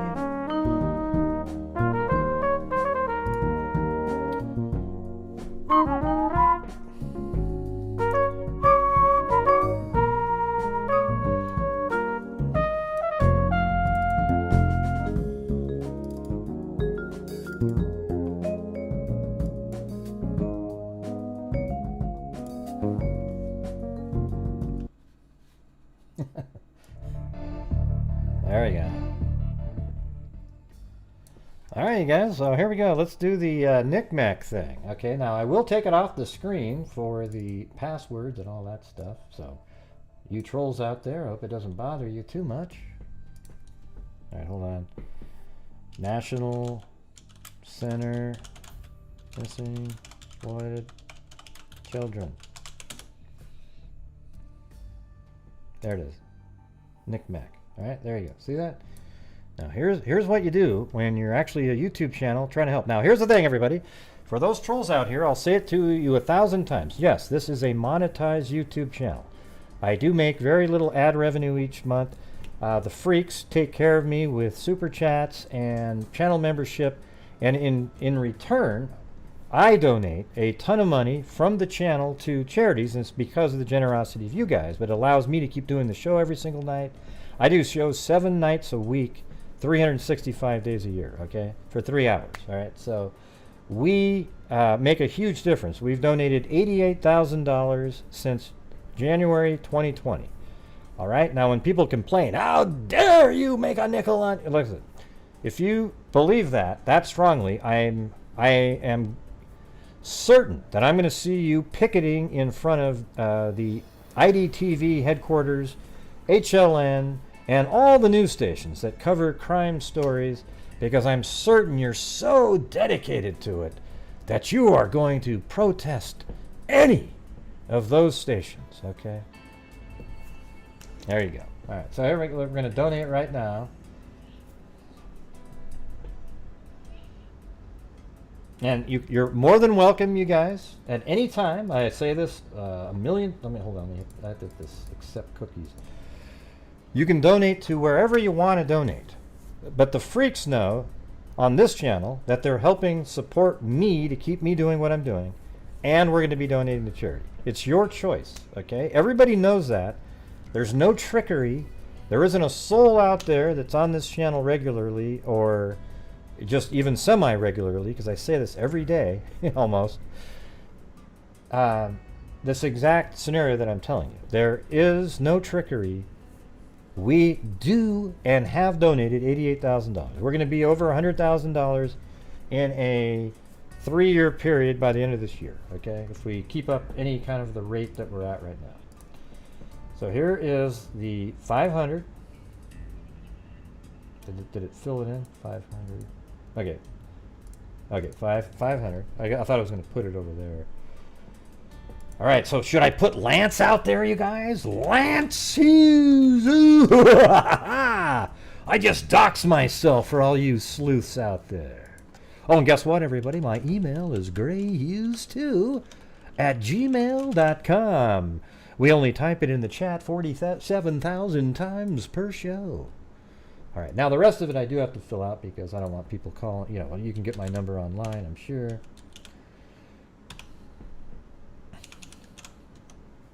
It's like a Portland. Yeah, that one wacko, guy from Australia that makes the anti-Kelsi videos that threaten to murder people on his channel. He put in there with a location, Portland. Ooh. Hey, Mag, thank you. Wow. I really appreciate it. Thank you. honor or in He's memory already doing of what he says he'll do. Abby. Gray walks the Williams. walk that he talks about. Well, thank you. And there we go. Let's see. See, the problem is it opens up, you have to sign in to PayPal and stuff like that. So hold on. I think this is good. Alright.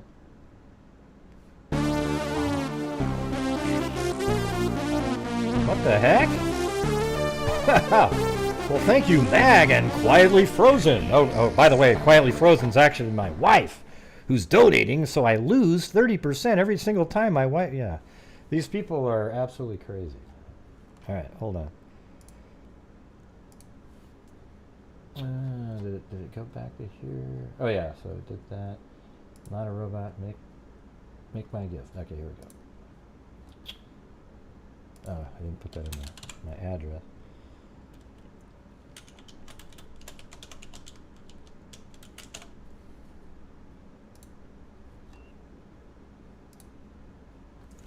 All right, here it goes. You'll see it here in a second.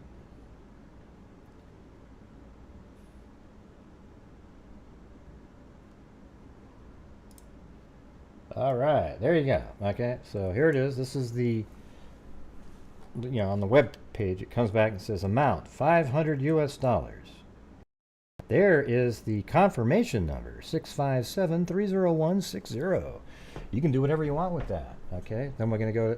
After that, I'm going to go to my email, and here we go. There we go, everybody. There's the National Center for Missing and Exploited Children, the confirmation email that came in and said $500 for the National Center for Missing and Exploited Children. All right, and we did it in memory of Abby and Libby. Okay, there we go. Thank you guys for allowing me to be able to do this. Wow, Amber Maiden. Jesus, thank you guys. Wave because you are amazing, Gray. Well, you guys are so generous. Thank you very much. Amber Maiden. Quietly Frozen. The coolest name in YouTube history. And Mag. Thank you. Alright. So go ahead and tell your trolls. That asshole, he donated $500. That bastard. Okay. Again, everybody, you can always go donate money to charities whenever you feel like it. We've said that 1,000 times on the show. If you want to help out my channel and charities at the same time, then go ahead and help out this channel. But if not, it's not, it's just is what it is, okay? Let's see.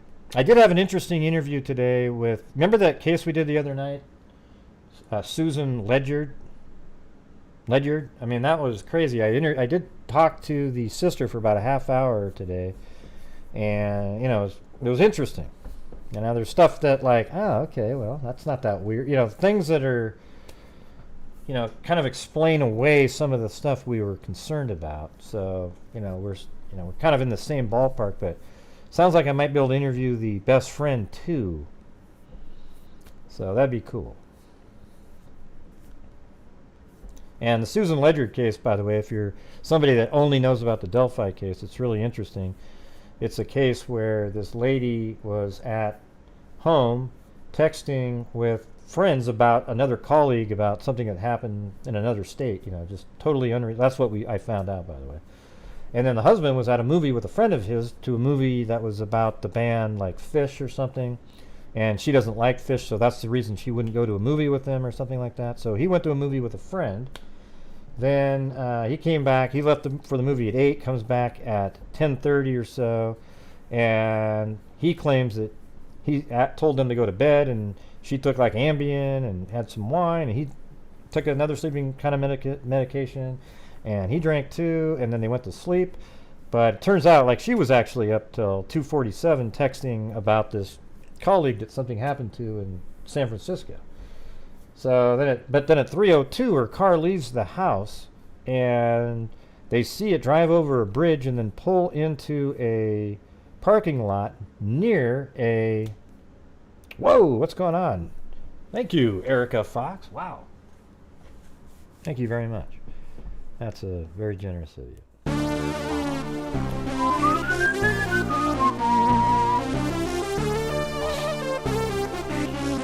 Wow. Well, thank you. Very kind, very Been following kind. your channel for You many guys are years. awesome. Hope you keep the channel going and continue to do what you do. Well, I appreciate it. Yes, I will. I can do this as long as I can. All right. You know, sometimes it gets frustrating out there, but you know, it is what it is. So, anyways, thank you guys so much. You guys so generous. I feel like I'm really lucky to have such generous freaks that allow us to kind of do what we're doing. You know, that allow me to, you know, have an income on YouTube and also be able to donate so much money to the various charities out there. Like last year we gave over 10,000 to Nick. I think it was Rain and Texas EquiSearch. And NCMEC was way up there too. I don't remember. NCMEC's one of the main ones that we give money to here. Yeah. So again, in that case, the lady leaves the house at 3:02, gets to the bridge at 3:05. Then they find her body at 3:04 maybe. Then they find her body 3 miles downstream from the bridge. Well, right then you'd say, well, shit, she must have jumped off the bridge and she floated down. When you look at the stream is filled with rocks at various points where there's no way a body could drift down there. And law enforcement, there's no reason to believe, based on any conversations that she had and things that she was doing, that would indicate that she was going to commit suicide. And then it turns out, after they find her body at 7:30 in the morning, that she was alive from 3 to 7 in the morning because her Fitbit was recording her heartbeat. And apparently it sped up sort of near the end there. And then they find her body 30 minutes after she died in the water. And then when they turned on her vehicle, the headlights were on, but the sister said, well, I used to have that same kind of car and I would accidentally turn on those headlights all the time because not the headlights, the windshield wipers, because it rained at 4 in the morning, but the car got there at 3:05. That one's a really crazy puzzle. You know, it's absolutely wacky. So we'll definitely be going over that one more. I did reach out to the crawl space people about that case, and they were like, oh, wow, we hadn't heard of that one. So maybe somehow we'll hook up on that one and maybe, you know, be on there. Well, I guess they record it live and they're like on YouTube, and then you can listen to it as well. But that'd be pretty interesting. All right, so let's go over and do, if I go to the main window here and I turn on the, there we go. Anyways, again, thank you guys so much. Unbelievable up there. Crazy. Awesome. Yeah, Tim and Lance on Crawl Space. They're cool dudes too. I've met them at CrimeCon a couple times and talked to them on Zoom. All right, so the phone lines are open. You can call in and talk about all the theories that you want to talk about, all right? Anything. And yes, you guys, when people would call in before and say, great, what do you think about catfishing? I'd say, no.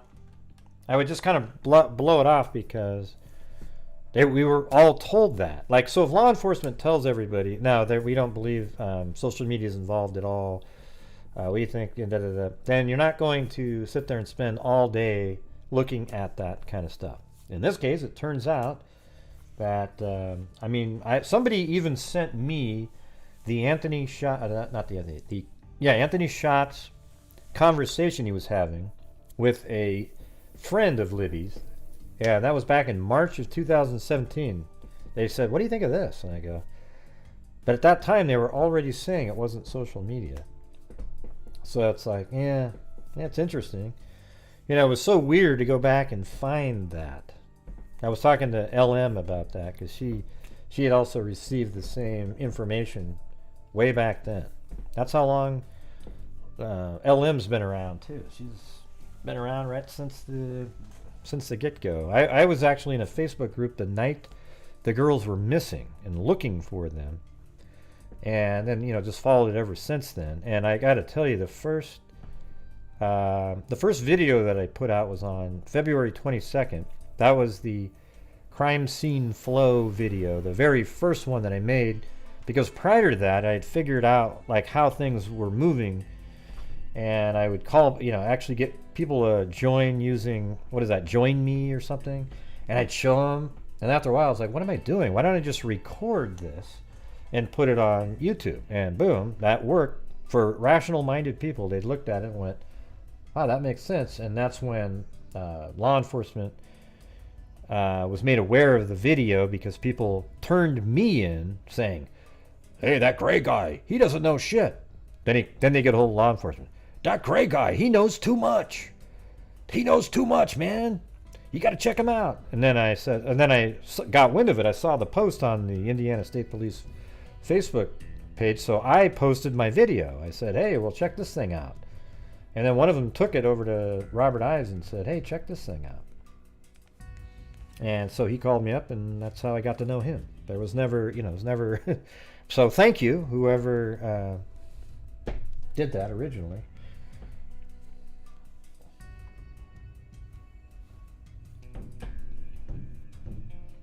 Is anybody? I thought you guys were calling in. Phone lines are open. And if you only subscribe because you want to be able to chat, just go ahead and unsubscribe right now again. Now, if you like the channel, go ahead and stay. But I'm not looking for, like people that aren't really interested. If you're interested in actual true crime where you try to figure stuff out in a rational way that's responsible, then this is a place for you. If you're one of the wackos that likes all the crazy conspiracy nut job stuff without regard to the feelings or any regard whatsoever for family members in cases where they're not implicated at all, of course, when you have child abuse cases, yes, the family's almost always implicated in those. So yeah, people do talk about them in those. But in cases like this, when you have a murder victim's family where they have nothing to do with it, you're not welcome here if you're going to attack them. All right? Excellent.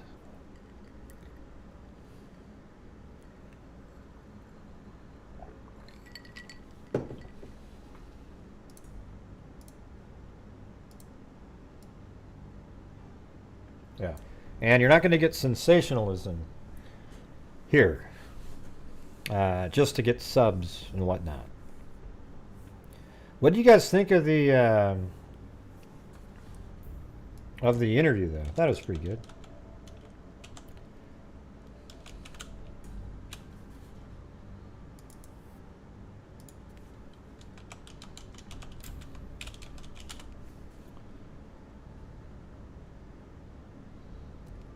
No, I haven't covered that one. There's lots of cases out there. Don't worry about what case that is. It just throws everybody off. Yeah, it was cool. It was almost so comforting that it was uncomfortable. So it was almost so comfortable that it was uncomfortable. It was weird. You can tell how cool, great guy Kaleb is, though. Very protective and very,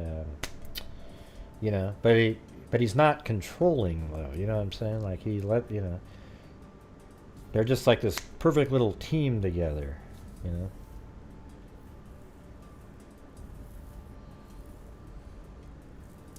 Yeah, don't worry about it, LM. Let's go. I don't want to talk about that case on here. We weren't talking about that one. Ah, Jesus. Oh,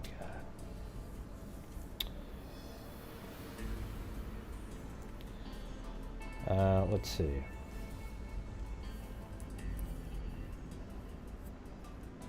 Maybe we'll look it up one of these days. All right.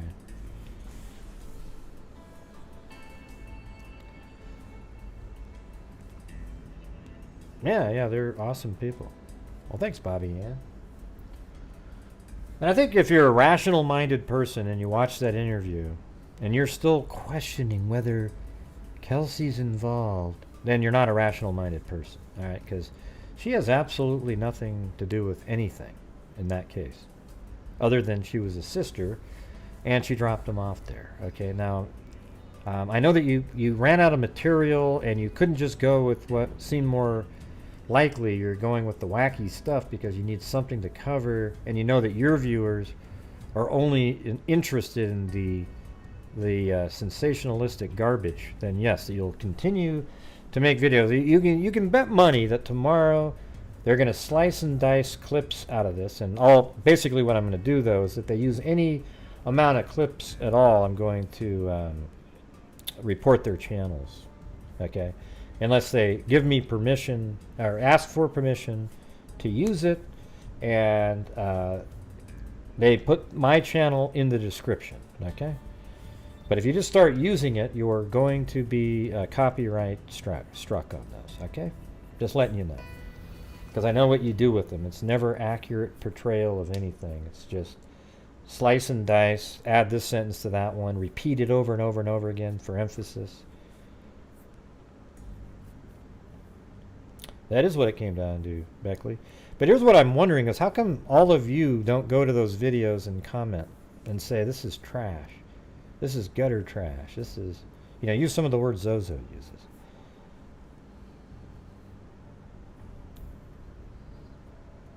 Why do you keep talking about that one, Zozo, over and over again? Let's see.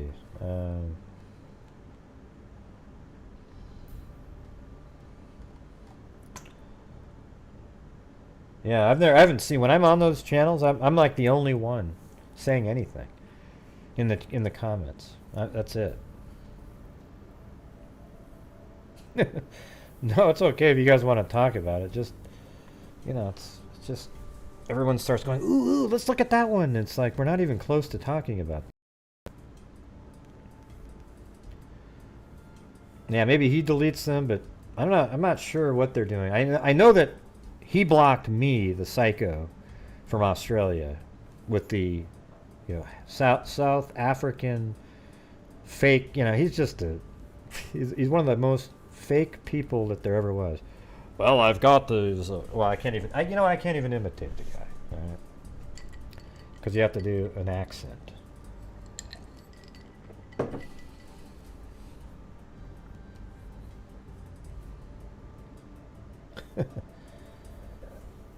Yeah, it should. I don't even think Snapchat should be okay to have. Like, it's not. It doesn't seem.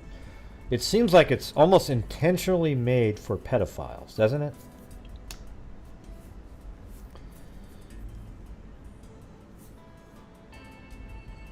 No, they're not. They're not anywhere. They're not worse, Pudgy, but they're there's a similar group of idiots in that case too. But yeah, they're not. There's nowhere near. The Delphi case has some of the stupidest people that have ever lived on the planet that make comments in there.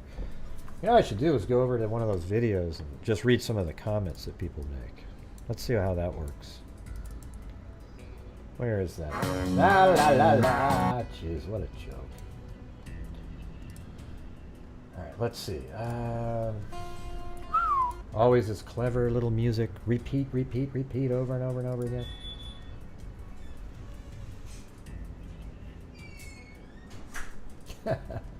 Right. Billy Gibson. Yeah. Alright, let's see. They both had my sweatshirts. So that was fun because I didn't have one. Really? Imagine being so flippant about a missing in an article of clothing and your sister was murdered in. She really is innocent. She needs to stop talking. If she's really innocent, she needs to stop talking about the public, talking to the public. It's just no tact or empathy. I don't see that way at all, man.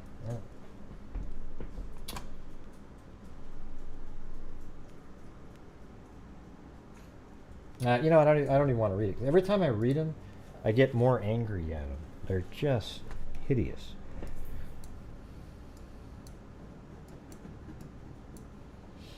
Anyways, is anybody calling in tonight? Because if not, we can just make it a shorter show.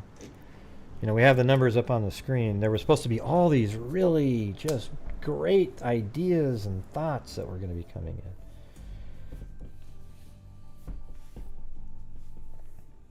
in. I've seen Angel Bear in there, yeah. So good for you, Angel Bear. You're the only one I've seen.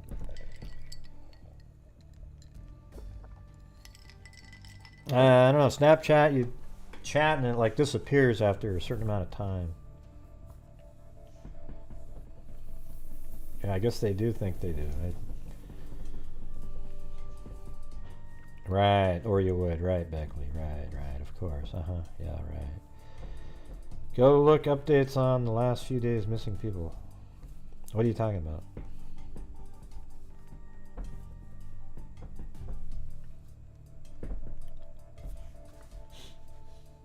And by the way, thank you to... and I keep missing everybody on here, so thank you to Your Gypsy. There's people way up there, but I don't have them. I'll have to go check at the end. And then also on PayPal, thank you to Start the Night Out. Boom. Marilyn Sparrow. Mary Gaviano. And I'm Laconic in the chat. Oh, Laconic. There you go.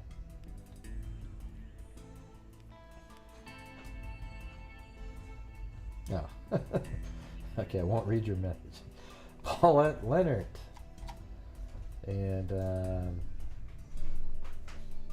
it said Jennifer Marvin said a little bit to the charity. Thank you. And then Chico's Mummy. Okay, thank you. All right.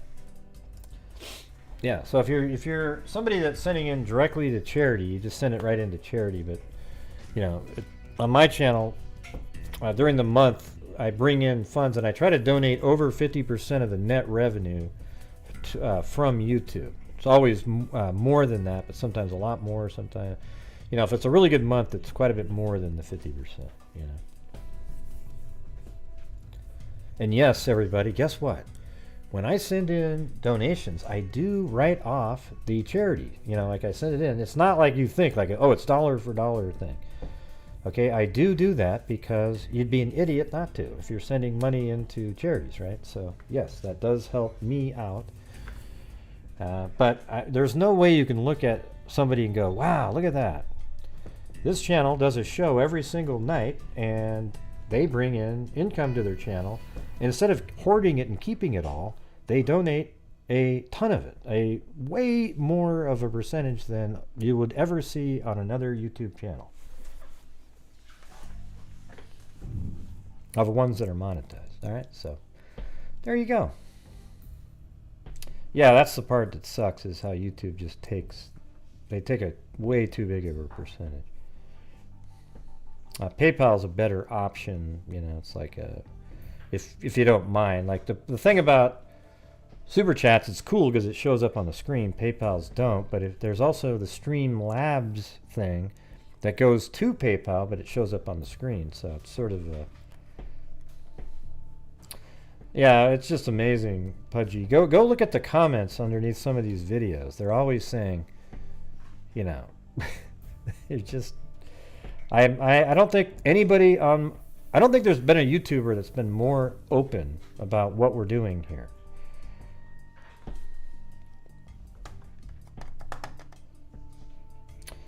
Yeah, but they are, aren't they, Karen Andrews? I mean, Kelsi is a very strong person. She was young when this all happened. She had to grow up really fast. You know, she was more nervous at the beginning. Maybe she worded things differently here and there. And to go back and to parse out the wording from, you know, years ago and compare it and go, ooh, look at that, ooh, ooh, ooh, ooh. You know, sometimes things change because you got new information. For example, when I originally was interviewing Becky, talking to her, she said that the girls were dropped off at 1:45 or something like that. And then another time it was like 1:30. And then after they got their phone records and knew that Kelsi had called her then boyfriend at the time because she was going to go over to his house, just as she was leaving, they realized it was about 1:37 when she dropped the girls off. So are you going to sit there and go, why did she lie? Why did Becky lie the first time? Is it really a lie, or is it just kind of like that's what you thought and remembered? And it's not a lie, okay? You get it, right?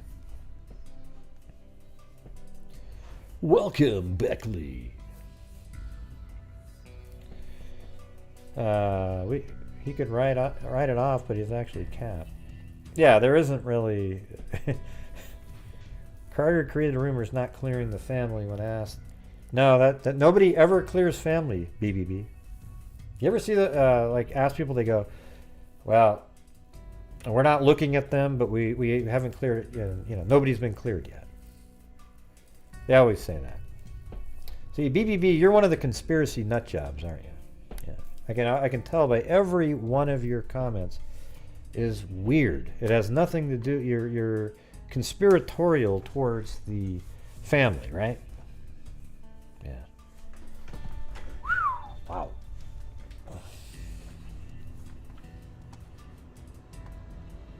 Yeah, he's just a. I don't know if BBB's a girl. I don't know if it's a guy. You know, who the hell knows? But that person is a nut job. All right.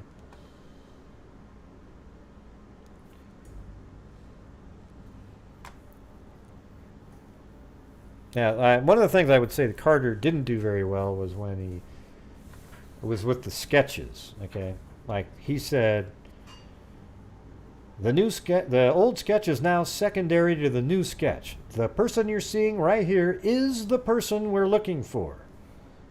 5, 4, 3, 2, 1. Next day is on another channel, or a channel, and says, I think it's somewhere in between both sketches. You know, someday when we catch this person, you put them together. And then, oh, that's when all the YouTubers started doing this, the side-by-sides overlays.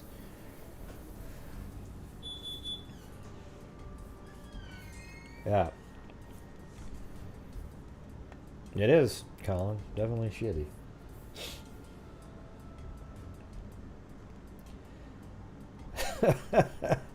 Yeah, I don't know, Pudgy Penguin. I don't know. But you should become a channel member and enjoy you get the emojis. You could, you know, sometimes we have members-only posts and whatnot.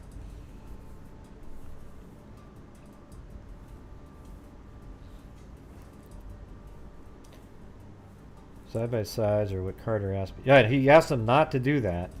Yet he said it's going to look like it's in between the two sketches. So then people started taking the sketches and sort of morphing them together. These crazy videos that people put out where they, you know, like that same wacko from Australia. He took a sketch and then put a person and just keeps doing the fade in, fade out, fade in.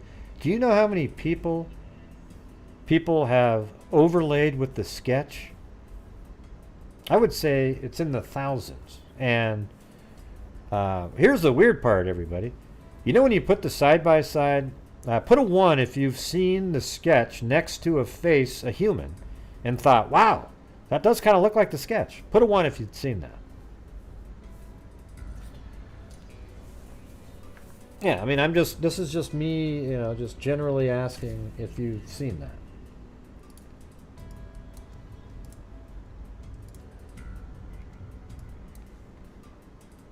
Yeah, so like everybody out there has seen a sketch, and then you saw a person next to the sketch and went, whoa! And guess what? Almost everyone typing the 1 in saw a different person next to the sketch. Okay? And here's what the funny part is. If you take the person that's placed next to the sketch and place them right next to each other, they look absolutely nothing alike. You know? Who was the guy that Michael Catt always... Thomas Bruce, right? Could you imagine Thomas Bruce looked... You put it next to the sketch. You know, hey, you know, there we go. And then you put in... who was the first guy? You know, the guy that shot somebody and... what's his name? Hell, I can't... What's the very first guy that was a suspect? Like in Colorado or some crap. What was his name?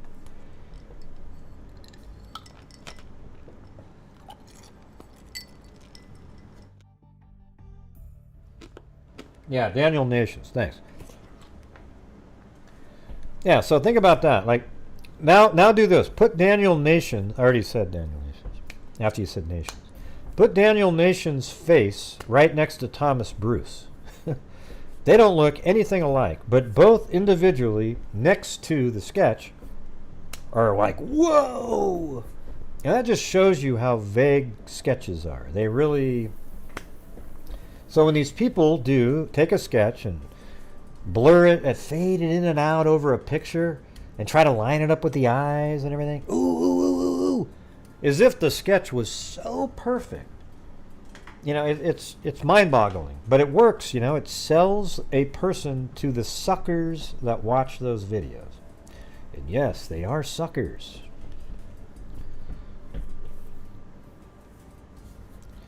Yeah, I don't think it's Ron Logan at all. I think most people have sort of faded off of that. Most rational people. Yeah. Or the sketch where they added a mask. Remember the one where they put coloring on the sketch?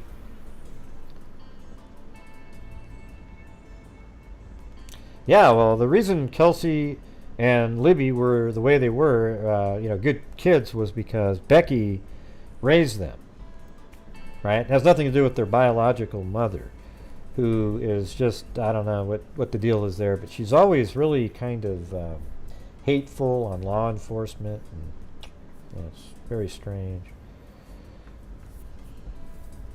Yeah, remember that one? Made him look like a real person. The only thing they were missing was like a mole or something they could put on the face.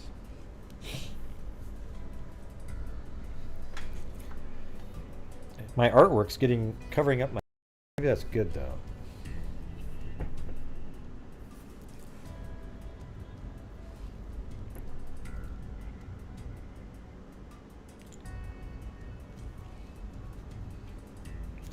Yeah, I mean, I think Kelsi should be really proud of herself.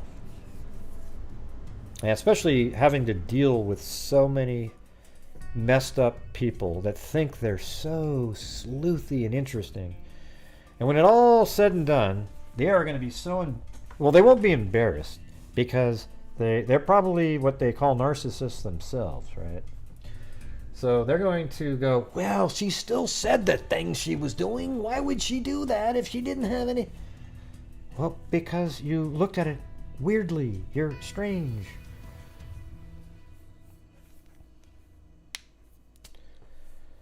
Let's see. There's so many weirdos out there. Yeah, there sure are. There are a lot of them.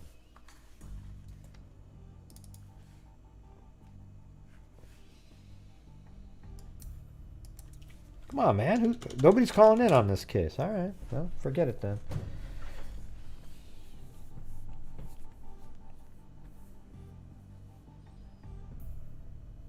He barely looks like the bridge. Anthony Schatz is not the person on the bridge. I can tell you that right now. There's no chance. So you know what's cool is we were doing this show and we had like, 600 people watching? And then as soon as Kelsi left, we get down to the normal sort of 350, because all of them were like, okay, we got all we needed. We got all we needed, everybody. Did you hear that? Did you hear what she'd said?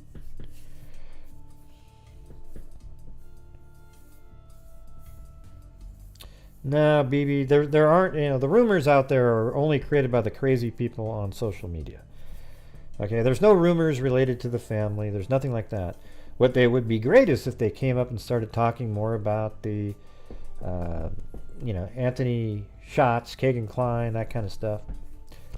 Now, you know what I think is the reality here? I think that Kagan Klein, so here's how it all went down, in my opinion. Is way back in February of 2013, early on, they were looking at Libby's social media and stumbled upon the Kagan Klein, the Anthony Schatz account, and that investigation led to the IP address of Kagan Klein and his father, which is actually his father's house. Then they go there, and Kagan Klein's the one that created the account. So at that time, he was the main person they were looking into. And they got all of his, Well, it's interesting, though, because the document that we read was from, 2019 or something? So that means it was later on they gathered all that intel, but early on, they went to the house, and when they got there, they talked to him. He said, "Oh man, I should have went back to Vegas," because they had just got home from Vegas. And then they took him down to the station he handed over all of his devices, all of his phones, different iPads, and or I guess mainly like cell phones and whatnot. Then he gets taken down and is given a polygraph test. And then when he gets back, he claims, when he got back, he starts deleting apps off of the iPhone 5 that he had that he neglected to give law enforcement when they were at his home earlier. In a later interview with Barbara McDonald, he claims that he found it. Oh, God, right when I came home, it was just sitting there, and I called him right away. Well, that's just not true at all. So that's a lie there. That's not true at all. He spent time deleting apps, and then it wasn't until like the next day or the day after that he finally got a hold of them. Then they came and picked it up, and then it finally got delivered to the right agency even later than that. And then I think there was just so many cooks in the kitchen, as it were, in the case. And there were some people looking at that and other things, but they didn't do a deep enough dive into the Kagan Klein stuff, and it just sort of fizzled out. Then in 2000 and maybe late 18, 19, they did the whole reset. That's what led to the new sketch, the abandoned CPS building, the car that was parked there, the video that they released of the bridge guy, for lack of a better term, the killer.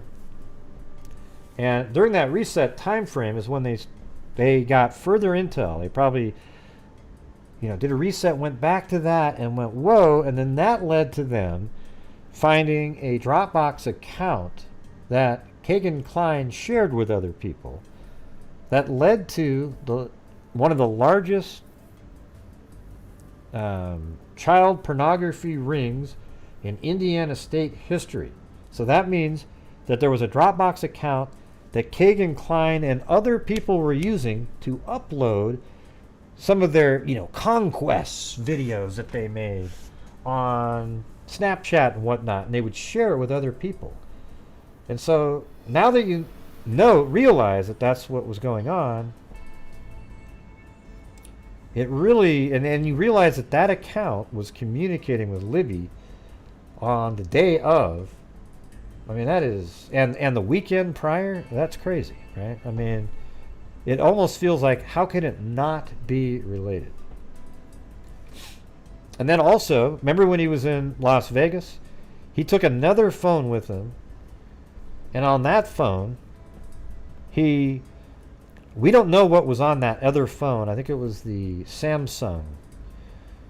And while he was in Vegas, he kept referring to this guy as like this really good pot dealer. He was this really great pot dealer.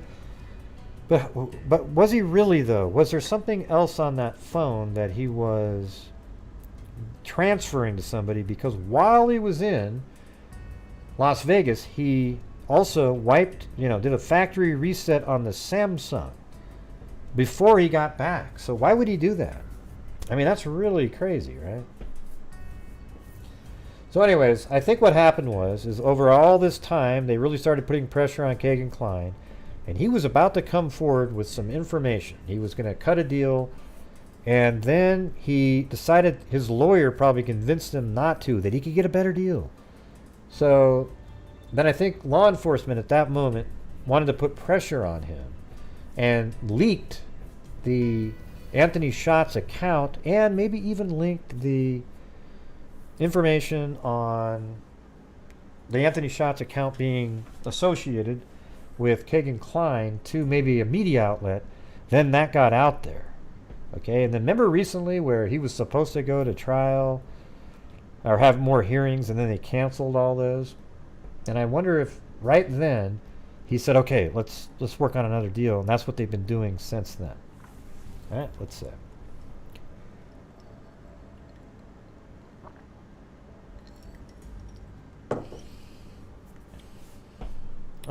We talked about this all night, Bridget. I don't know. I thought it was really interesting, the part about that.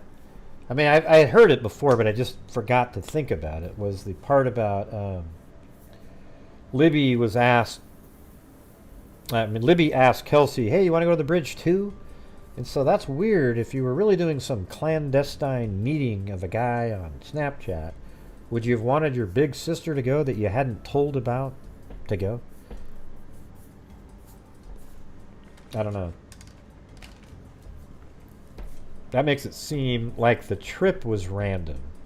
But was the killer there randomly? Or were they aware that the girls might go there? I wanted to ask about, because it's interesting that Derek could have given them a ride, but they didn't ask him, even though he left the house 15 minutes before. Did they get a communication after that where they went, oh, hey, and then, Kelsi says she's going, but then why did they ask if she wanted to go? See, there you go. It's weird.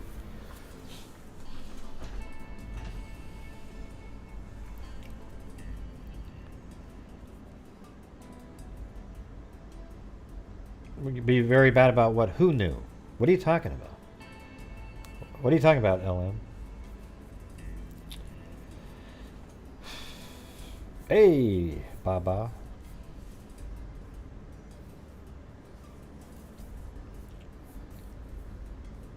Well, call in, LM. Go ahead. You can do it. You always sound happy when you call in anyway. So I'll keep you mellow, all right? You just call in, all right?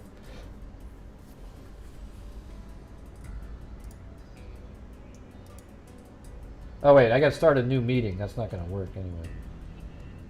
Oops. Recording in progress. What's funny is nobody could have called in if they wanted to. Oh, God. Oh, my God. That's hilarious. Hold on a second. I'm like, where is everybody? There's probably like people that tried. Although, who knows? Sometimes nobody tries calling in. So hold on. I got to get a new set of numbers in here. Just a second. That's hilarious. All right. Yeah, when I ended that call, it shut down that session. So that is pretty crazy. There you go, everybody. There you go.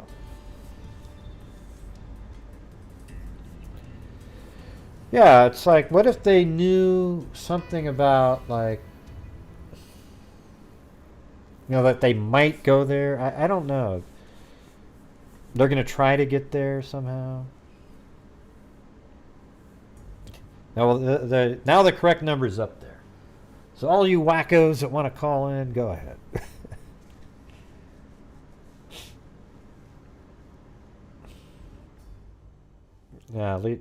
Yeah, but they didn't. Yeah, and so there was. Here's the thing: is I think there was too many cooks in the kitchen, too many different threads. You had the the guy that we just talked about again. God, man. For some reason, that guy's name, Daniel Nations, his name is never stuck in my head. So, you had the Daniel Nations case, then you had the Paul Eder. You had all these different cases flopping around.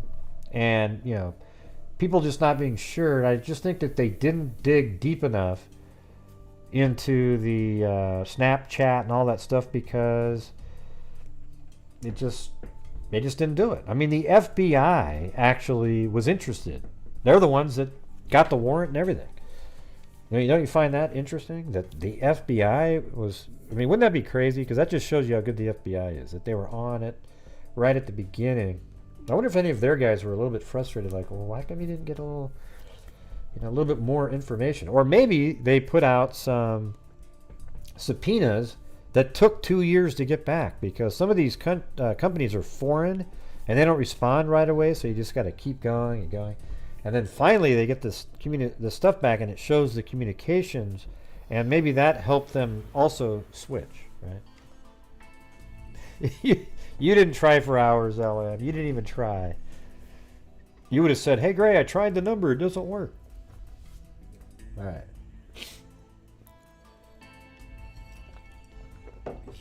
Yeah, well, it is, I don't think it's too much of a hindsight when you go, let's see, there's this catfishing account that was communicating with Libby's friend, at least. And I think they could even see that the person liked some of Libby's comments.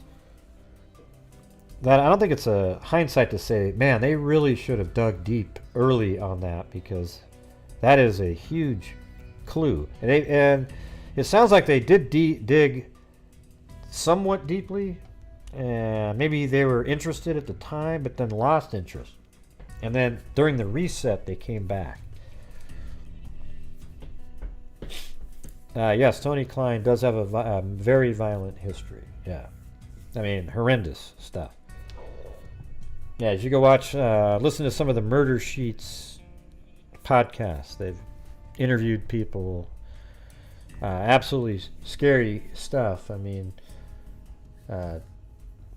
Tony Klein actually, would punch his own kids. Remember he put his own kid in the toilet, smashed his head in there, and then his daughter he would chase, which is interesting. I mean, it's sort of a weird situation where he thinks it's fun to scare little girls, have them run from him, and then try to attack them. It's crazy. I don't remember holding... Yeah, there was something about a gun, but I don't remember how that worked.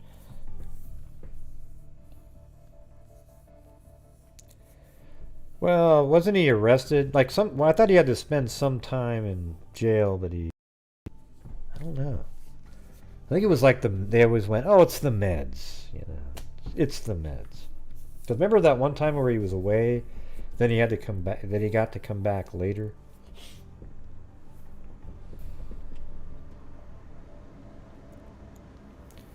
Yeah, you guys should go check out the Murder Sheet podcast and go back and listen to all their interviews with various people, the siblings. So Kagan Klein had two half siblings or something, or stepbrothers and sisters. I think one was half or something. It's hard to. It was such a convoluted situation, but they interviewed both the other siblings, the woman and the.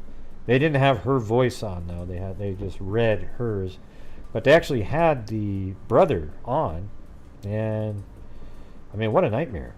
I mean, Tony Klein is a horrible person.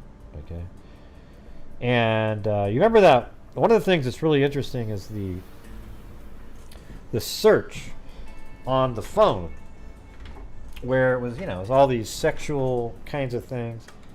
And then one of the searches was Sandy Hook bodies. I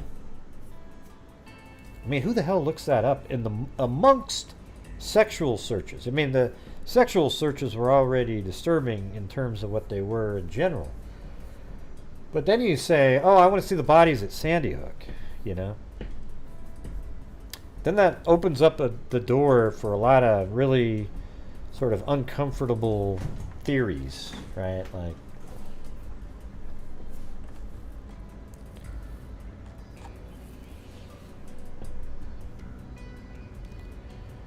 Yeah.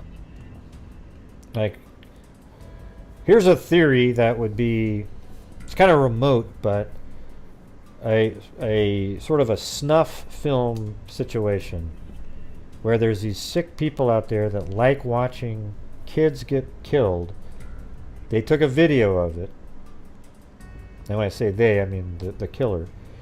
And then let's say you go to Las Vegas where there's a lot of shady people around. And then you sell that video to somebody, and then you reset your phone so that it's wiped off by the time you get back home. Yeah, just a theory.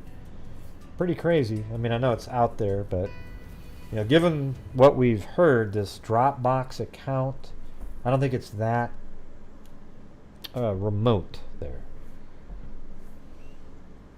They had that shared Dropbox account that people were sharing stuff with a lot of really sick people on it. And then you got a search looking for Sandy Hook bodies amongst sexual searches. Then you've got a trip to Las Vegas where the phone is factory reset. So what was the actual purpose for the Las Vegas trip? Oh, yes, me and my dad were going to go sightseeing. Yeah, does anybody believe that at all? Does Kagan Klein seem like a guy that would ever do sightseeing at all? Like, wow, what a beautiful mountain. Yeah, bullshit, man. That guy doesn't give a... No way.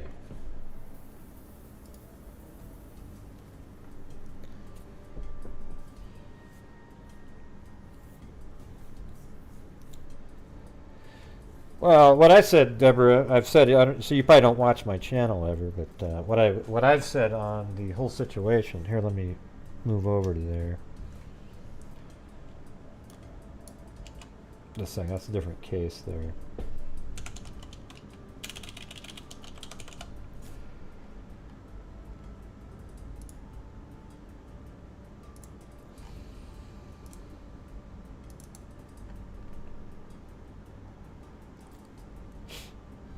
Yeah, so in the situation where she was lured in, and it's a catfishing event. Hold on, let me turn these things don't have the files that were once associated with them. Then you got to use the April 2017. There you go. This is only 2 months after the murders right here. See, I think the girls were dropped off right here. If it's the catfishing event and it was planned, and maybe the let's just say it was planned. Okay, they get dropped off, and then they're looking for this cute guy named Anthony Schatz. You know, like, oh, let's look for him. So they walk over here. They get dropped off at 1:37. They look around. They see this one guy, kind of creepy. Maybe he's sitting over here on that bench because you can see it from here. And they look down there. They see that guy. Well, that's not him. That guy. Yeah. So then they stand around, sort of loitering, waiting for the guy that was supposed to meet them, you know, around 1:30, 1:45, but he wasn't around. They waited. Maybe they waited 20 minutes or so. And now we're at, let's see, so 20 minutes puts you at 1:57. Right? So at that point, they go, oh, screw it, let's go down, let's take some pictures. They walk down here. It takes maybe 5 minutes or so. Maybe it was only 15 minutes over there. Then they walk down here. They get on the bridge, and they're just going to start taking pictures and enjoying their day because they got to kill an hour to an hour and a half, and their dad's going to call when he's in range. Okay, so they start walking across, and then at 2:07, 30 minutes after they were dropped off, there's that picture taken on the bridge. So that means there's a lot of time that was missing. A lot of time that they killed, and then we know now that they were actually on this side of the bridge at 2:13, so just 6 minutes later. It only takes about 4 minutes to walk across that bridge. And so that guy was hustling, the killer. They were going slow because it took 6 minutes to get from here to here. And, because Abby's slow, I'm sure Libby was fast. She'd been on the bridge a million times. And then they get over here, and I think right when Libby was filming, she probably had a realization, if it was indeed a catfishing moment, that she realized at that moment that that's what this was. So she turns on her camera, films, and they're taken down the hill, brought across the stream. Then at let's see, so at 2:13, it's interesting, right? There at 2:13, that's when the video and down the hill happened. Then at 3:13, exactly an hour later, that's when Derek is crossing, I think it's called I can't remember the name of this bridge right here. It's not what was it? Shoot. It's not popping in the head, but crosses bridge right here at 2:13. Then he pulls up to the parking area here. Liberty Bridge or something? No, it's not Liberty, is it? Not. What's the name of that bridge? Not Freedom, because that's this one over here. Shoot. Yeah, the Wilson. Yeah, you got it. That's it. Yeah, so right here, he pulls up there and he gets there at 3:15. Then he gets out of his car and he walks right over here to this intersection here. And that's when he ran into the flannel shirt guy. And the flannel shirt guy, when asked, said, yeah, he just saw a couple down by the bridge. They weren't below it or anything. They were just over here. And so, the guy didn't say that he saw girls. So Derek, instead of going this direction down the 501 trail, he goes down this one right here. And he walks all the way down. And he winds around. He goes down here. He doesn't find them. And he goes all the way back up. And he gets back up here at about 3:30.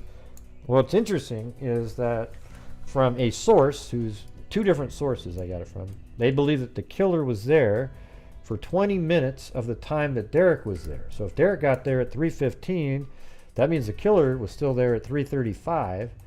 And so isn't it interesting that when Derek was walking this way, there could have been this overlap time where the killer down here was passing over here as Derek's kind of making his way back up to the top, and he's ahead of him on the trail, gets over to the abandoned CPS building where his car was parked, perhaps. Right over here, though, like Derek comes up and he's back up to here at 3:30. So that means the killer might have been like 5 minutes ahead over here, and then Derek actually walked to the Freedom Bridge. I mean, it's really crazy, that overlap time there. It's wild. And if you notice about the car that was parked at the abandoned CPS building, they just said, we want to know who the driver of the vehicle that was parked at the abandoned CPS building. Now, I've had a lot of people copy what I'm saying right now. They act as if it came out of their own mind. But they say, we want to know who the driver of the vehicle that was parked at the abandoned CPS building. And I think what that's implying is they know what type of vehicle it was. We just want to know who the driver is. So that's trying to make the actual driver nervous. And it felt like to me that they knew what type of vehicle it was. They know that they have a suspect that actually has that type of vehicle. And they want to see what that person will do with that vehicle after the press conference when they say, we just want to know the driver of the vehicle. And then they probably were watching, this is just my speculation, they were probably just watching to see if that person would do something with that car. Like, get rid of it. Something.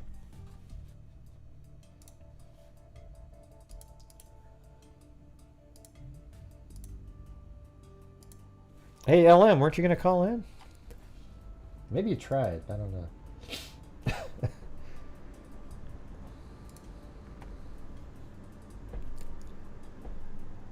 Yeah, they may have made a run for it. We don't know. Hello. Who's this? Hello, 978. You're on.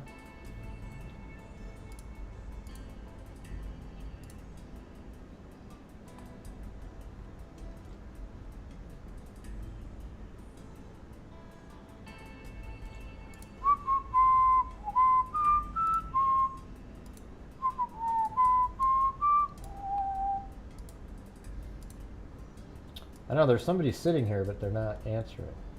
Okay. 978. You got to hit *6. Hello. Hi, Gray. Hello. It's LM. Hello. It's LMN Open. How's it going? Hi. Sorry. It told me I muted myself, and then it told me I didn't mute myself. Well, I think I accidentally muted yourself because I realized I didn't have it on initial mute, so if people could just call up and start talking, So. Okay. So, the one thing I want to point out to everyone, I don't think everyone is getting the concept, is that this account, not this account, our freak member, but the Anthony Shots account was really known in February of 2017. Yeah, somebody finally let me look at it in March. They go, what do you think of this one? Yeah, because it had already been around to a lot of people by then. Right. And when you look back at messages that people sent you, you saw stuff from late February. So what I'm saying is, this was known, and they literally told Abby's side of the family. I don't know if I could say that or if I should say that or who said it. But anyway, Abby's side of the family was told about this person writing to everyone and shared those screenshots that we saw in your messages and my messages. And what really bugs me is the families were told he was vetted. He was in Vegas. They said he was in Vegas to the family members. Now, it could have been like phone tag or whatever in retrospect, but I know the families, you know the families, so we really thought that it was vetted, and they were like, oh, he was in Vegas, he said he'd meet up with her a couple weeks later, et cetera, et cetera. But in all actuality, he was still there, right? Yeah, that's what it Was sounds he like there? now, right? I mean, that's where Yeah. the phone was. And then they told Becky and Mike and Anna and every single one of their family members that, you know, it had no social media connection. Can you imagine, Kelsi, and like everyone revisiting this now, 5 years later, going, Yeah. we saw this. You know what's We even saw probably this." weirder are the people, because there was just people on social media that saw it and pointed it out. So they must be like, wow, we found this stuff and you guys didn't do anything with it. Because I know that, Right. obviously Kelsi saw it early on because she communicated, even when, like, right when let's see, when Libby was missing, that's when she communicated with that account saying, hey, do you know anything about it? Blah, blah, blah, blah, blah. But maybe it just sort of, didn't register as being important at the time. But there were other people that were maybe more adult types that were looking at it going, wow, that looks like a catfishing account. Right. Yeah.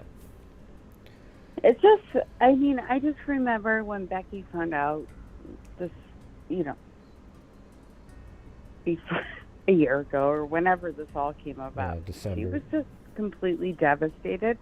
And she didn't see it coming. And I don't think anyone saw it coming, including Anna's family, Abby's family, because they were told this was vetted, he had an alibi, and no social media connection. That is very infuriating in my eyes. I'm sorry.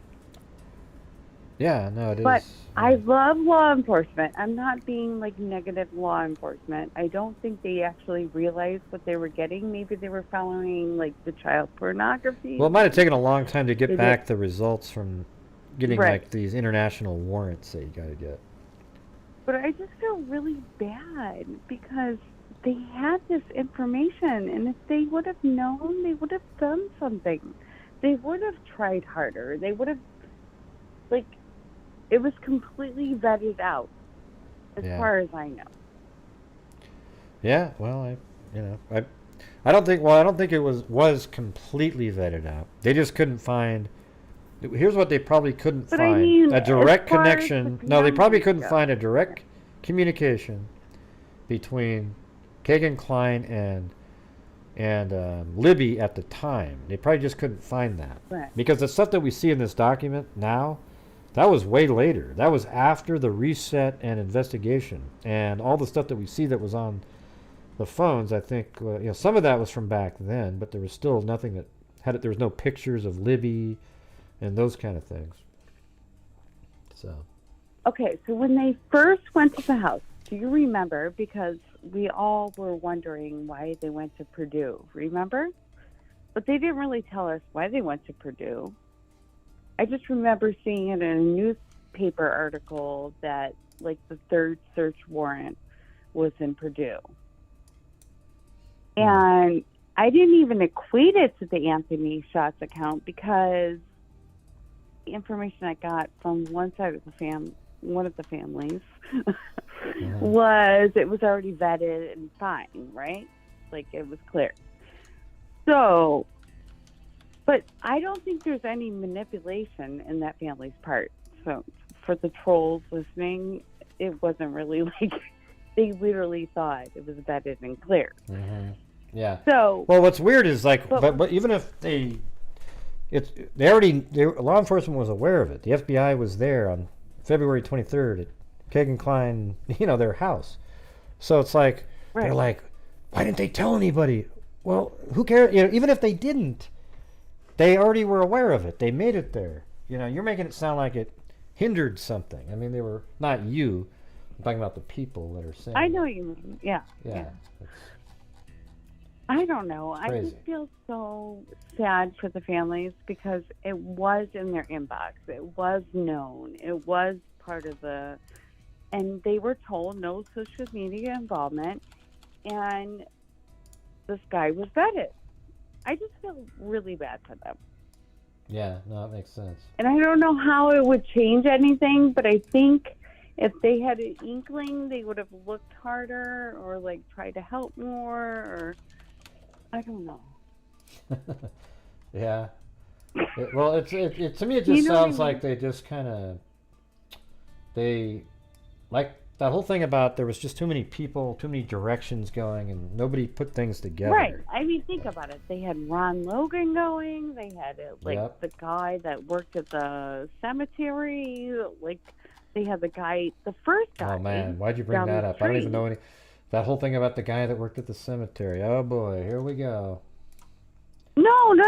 But what I mean was there were like 3 or 4 search warrants going at the same time, and it was like within a few weeks of each other. And the first one was, I'm not saying names, but it was literally down the street. And then, I mean, Ron Logan was way after the climb. He was in mid-March, I think, or late March. Yeah. His search warrant. I mean, Ron Logan's one. They just always wanted to check his property, so they sold it to make it look really bad. Some of the, to me, there was really good explanation. I'm not like you guys that are, Ron Logan, he looks really. I don't think he has anything to do with it. There might be some connection, like knowing Tony Klein or something, but I don't know. Right. I mean, Garrett. He was a good, he was a good perspective in my eyes until this. Hey, I got it. Here we go. Fine, yeah. Ron Logan. You know what I was mean? A look. No, how about this? Ron Logan. He was part of the Dropbox account. He had a lookout down the road. No, could see Ron who was Logan. pulling in, and then he called up the other. Oh, there we go. We got the connection. I mean, I'm just saying that could be what you did. There you go. I didn't say that. I just randomly came up with that one. I just don't think he has anything to do with any of that stuff. They looked into him. They looked into him more than they looked into Kegan Kline back then, right? Found nothing. He's kind of a piece of shit, in my personal opinion. But Kegan Kline is a bigger one, right? I mean, and so is Garrett, and so is that Daniel Nations. I mean, there's a lot of bigger fish to fry. But they had Anthony Schott's account. Now, they did not tell the family who the person was when they first initially found out about the account. They didn't tell who? It wasn't until the search warrant happened that they found out who the person's house was in Purdue. But they knew about the Schatz account really, immediately. But they didn't know who the Schatz account belonged to. And I still don't think, between that Emily person and Schatz, how many people were using it? I don't know. It's very confusing, and I really wish they wouldn't have told family that there's no social media involvement, because it really, literally put the families in believing there wasn't social media involvement. Yeah, and they're the Which ones that meant could have it was maybe probably- noticed something, you know? Right. They could have looked at stuff. Yeah, they might have And seen something. instead, they're looking at their neighbors and their, you know, the cousins, but you know what I mean? Like, crazy. Yeah. Anyway. No, I know what you're saying. It's just frustrating, and I'm very disappointed it wasn't shared early on. But I don't even think law enforcement knew early on. Do you? Well, yeah, because obviously they had the search warrant, right? That went over to Kagan Klein's Yeah, house. but I think they were looking at the maybe child pornography. No, because they were there because of Abby and Libby. Remember? That's he was So even they told knew. that. Yeah, they knew. They I knew mean, right that's away. why They knew they went there originally. Yeah. Yeah, they knew right away. So there's no that So part of it. aren't That you part of the story disappointed? doesn't bug me at all. And- They were totally aware. They just didn't. Obviously, something wasn't done. Maybe the technology wasn't available. Maybe they didn't get the warrants filled out. But it didn't lead to anything. But when they did the reset, they went back, thankfully, to the same thing, and now it seems to have,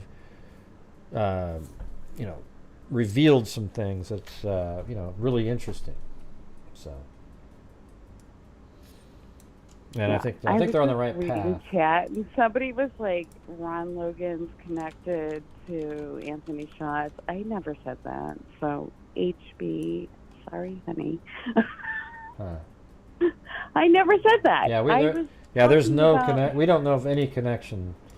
So when people make claims, they just say it, and there's no ramifications. They just say it, and they don't Right. have to prove it. But when everybody else says something factual, they want all the information to back it up. Instead of they never have to. They just go. They make a claim. What's the no in there? If you believe that Anthony Schatz is connected, then the Ron Logan connection is huge. Oh, it says, I mean, if you does are to anyone believe listen- that Anthony Schatz is Oh, connected okay. to... if you are to believe that. Right, yeah, if you are to believe that, sure.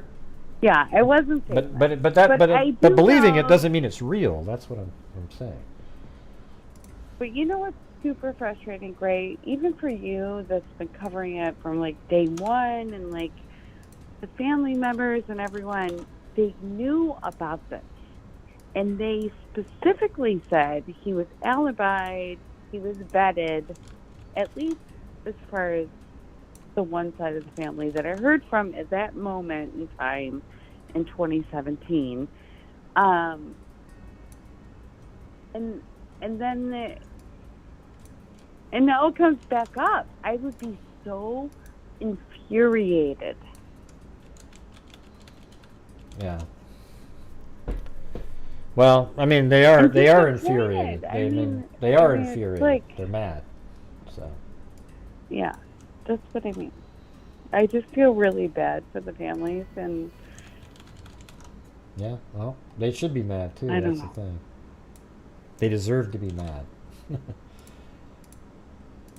But all right, I'll to be shut honest up with now. you, I'm more mad now at all the idiots that are trying to, I don't know if you've seen the videos out there, but there's like Oh, 3 channels that are I've- attacking Kelsi over and over and over again.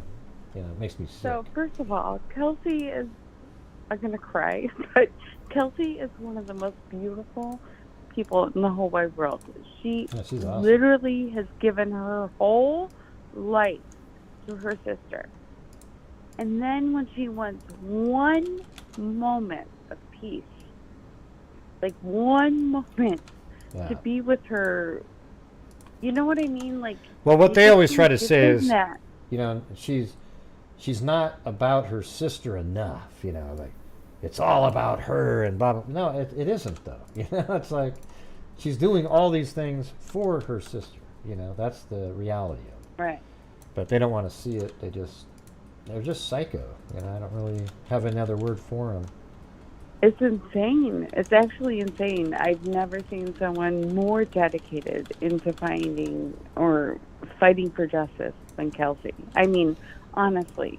And for her, like you said, to be the red face, like, I can barely speak, and to be like a spokesperson for a very long time. Yeah. And then to go and get a degree in forensic.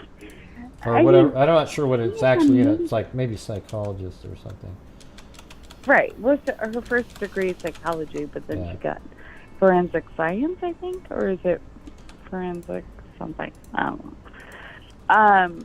It's her undergrad, but yeah, it doesn't really matter. The whole thing is, it doesn't really matter. See, if she said she got a degree in this, those people would, and it wasn't exactly the right word, they'd freak out. And it's like, well, who cares what it is? I might have said the wrong words, people. Sorry, but no, she's amazing, and I'm so happy that she got married, and I'm so happy for Becky and Kelsi that nothing ruined the days that she got married and the time she went on her honeymoon, because it really mattered to them, and it was really important, because their whole life for the last 5+ years has been focused around Libby, which is very understandable, but they all need to grow and live, and I don't know. I love them so much. They're such good people. Yeah, I mean, I know Becky, I know Kelsi, I know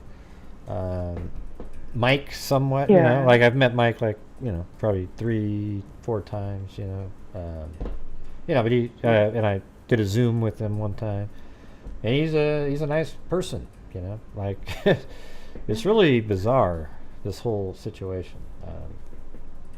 And I mean, what's going on with that psycho? Is he from Australia or South Africa? I think he's from South Africa, lives in Australia. Will kill me if I say Australia. Well, no, he says he is. He says it. He says he's from. It doesn't really matter. I don't really want to talk about. He's an absolute loser, so I don't want to talk about him. I know. He's an embarrassment to the world, not just true crime. Like Kelsi, like what the hell is wrong with him? Yeah. So. It doesn't even make any sense. Anything he says. Well, it doesn't, but he thinks it makes all kinds of sense. And sadly, because he's got the little Australian accent sounding, so it sounds like he's really knowledgeable, but he's an absolute idiot. But all the people that watch it go, ooh, wow, that's so interesting.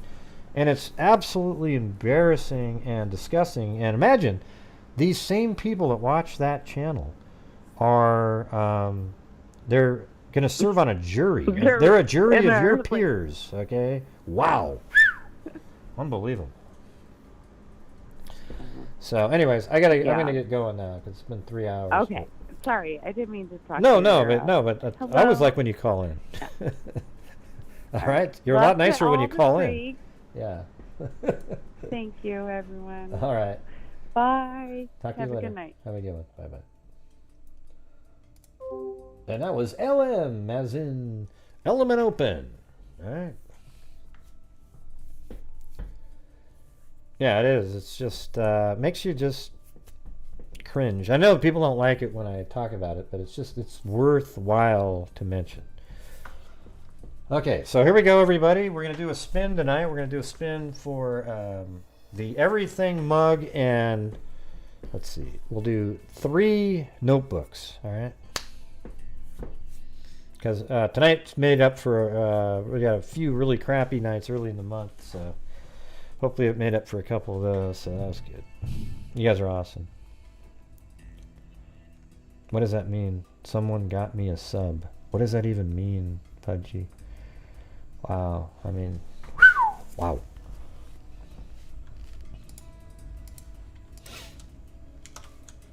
All right, here we go. Where is the... And thank you, Kelsi out there, and Kaleb for coming on.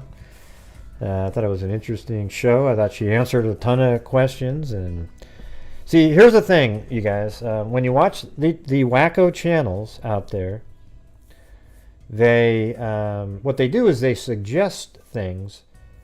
They look at something and take the worst possible meaning and tell you that's what it means, instead of the more rational. Like I can come up with 5 other rational reasons something might have been said, or somebody says something, but they don't want you to know those other ones. So they just feed you the worst one to sell the narrative that they want you to learn, right? What's Queen's Morny? Not sure what that means. Man, we got a lot of drunk people in here. This is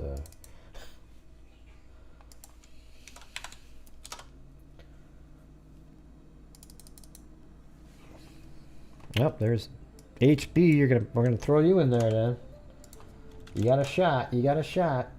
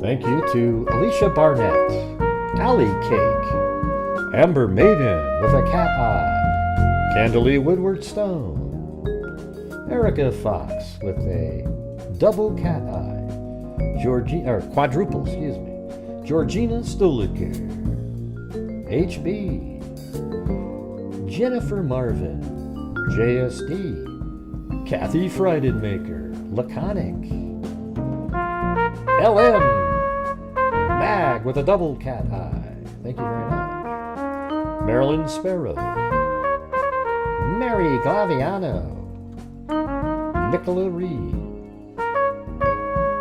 Paisley Dreams, Pebs W, Persephone's Pomegranate, Professor Pug, Quietly Frozen with another double cat eye, Teresa Ann, Tiffany May,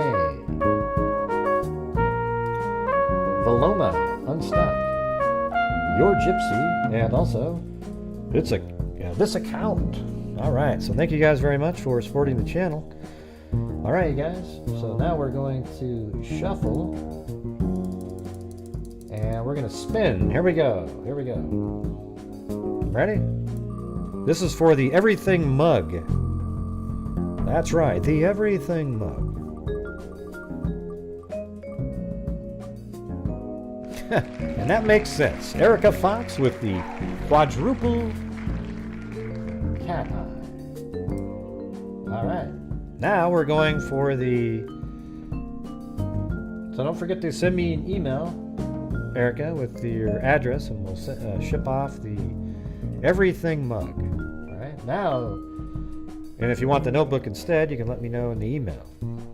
All right, so here we go. Now we're going to do 3 notebooks. All right, here we go.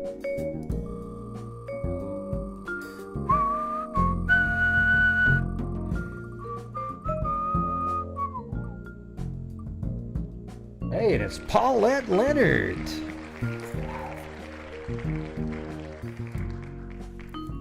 Paulette Leonard.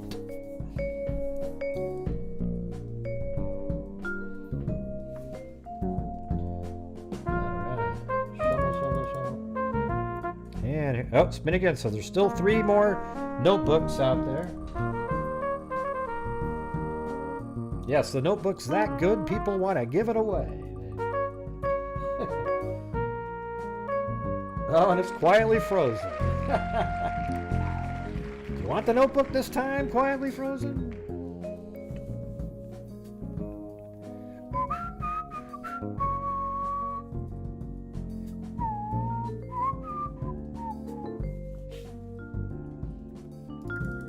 So keep that in the back.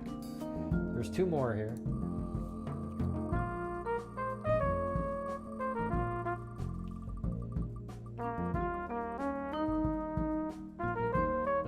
got Nicola Reed. There we go. Oh, cool. He won it. Awesome. Very cool. All right. So gotta send me your address again. Quietly frozen. All right. So send me your address again. We'll send you the notebook. All right. So Nicola Reed, Quietly Frozen. Now one more notebook here. Here we go.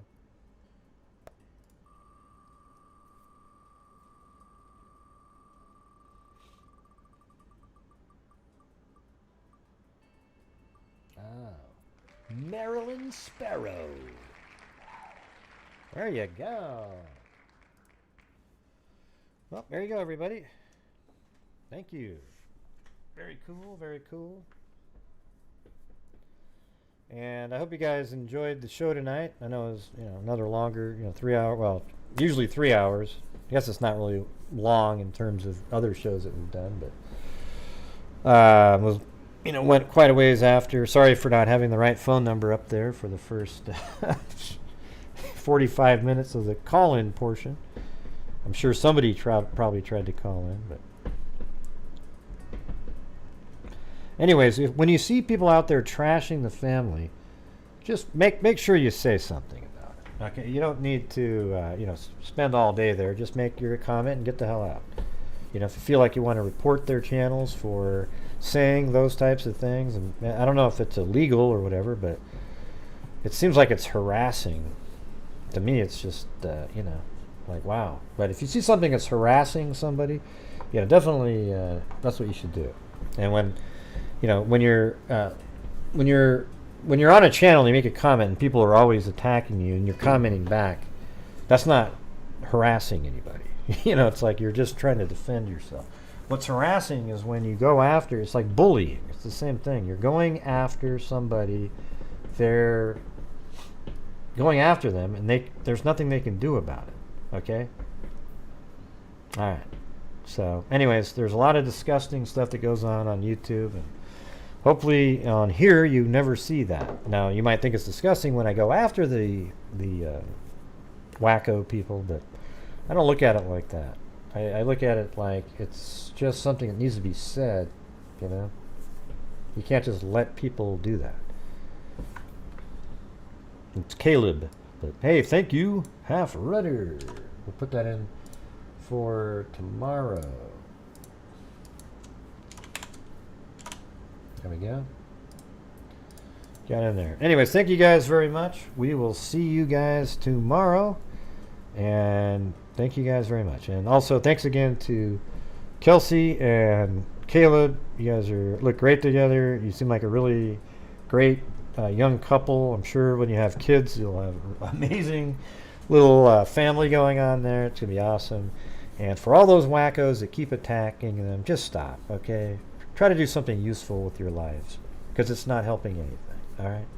Thank you guys very much. We'll see you tomorrow. And as I always say, until next time, be safe out there. And a 2 and a 3 and a... Hey, Gray, I didn't get to say much tonight, gee. And during this whole time, I have not seen one person that is a crime dissector, plug rejector. I'm a certified human lie detector. Gonna get ya on a stretcher if you try and play me like an old projector. Crime sector is my nectar. Pathetic Ringle's gonna give another lecture. Crime collector, freak connector, and I'm always gonna be a ball protector. Fool deflector, interceptor. I don't need a metal spectre with a vector on his spectre with a respect, y'all. Just remember, I've a temple fucking checked ya. I have no agenda, I'm no agenda. And I'll serve it to you straight without the blender. And in the end, I'm gonna send ya on a mission to reveal the true offender. Yeah, so I'll just get right back to work. Alright, everybody? Talk to you. Hey, Gray, thanks, man, that was cool. Yeah, why are those people so mean to Kelsi and them? Oh, they're just losers. That's all there is to it. Alright, well, thank you, Mary Lou, for showing up here. Gosh, Gray, I wanted to do a rap tonight, gee. Oh my God, does anybody get sick of that? Alright. Huh? It's a house. There's mosquitoes the size of bald eagles in that dadgum swamp. Okay, bye. Be safe out there.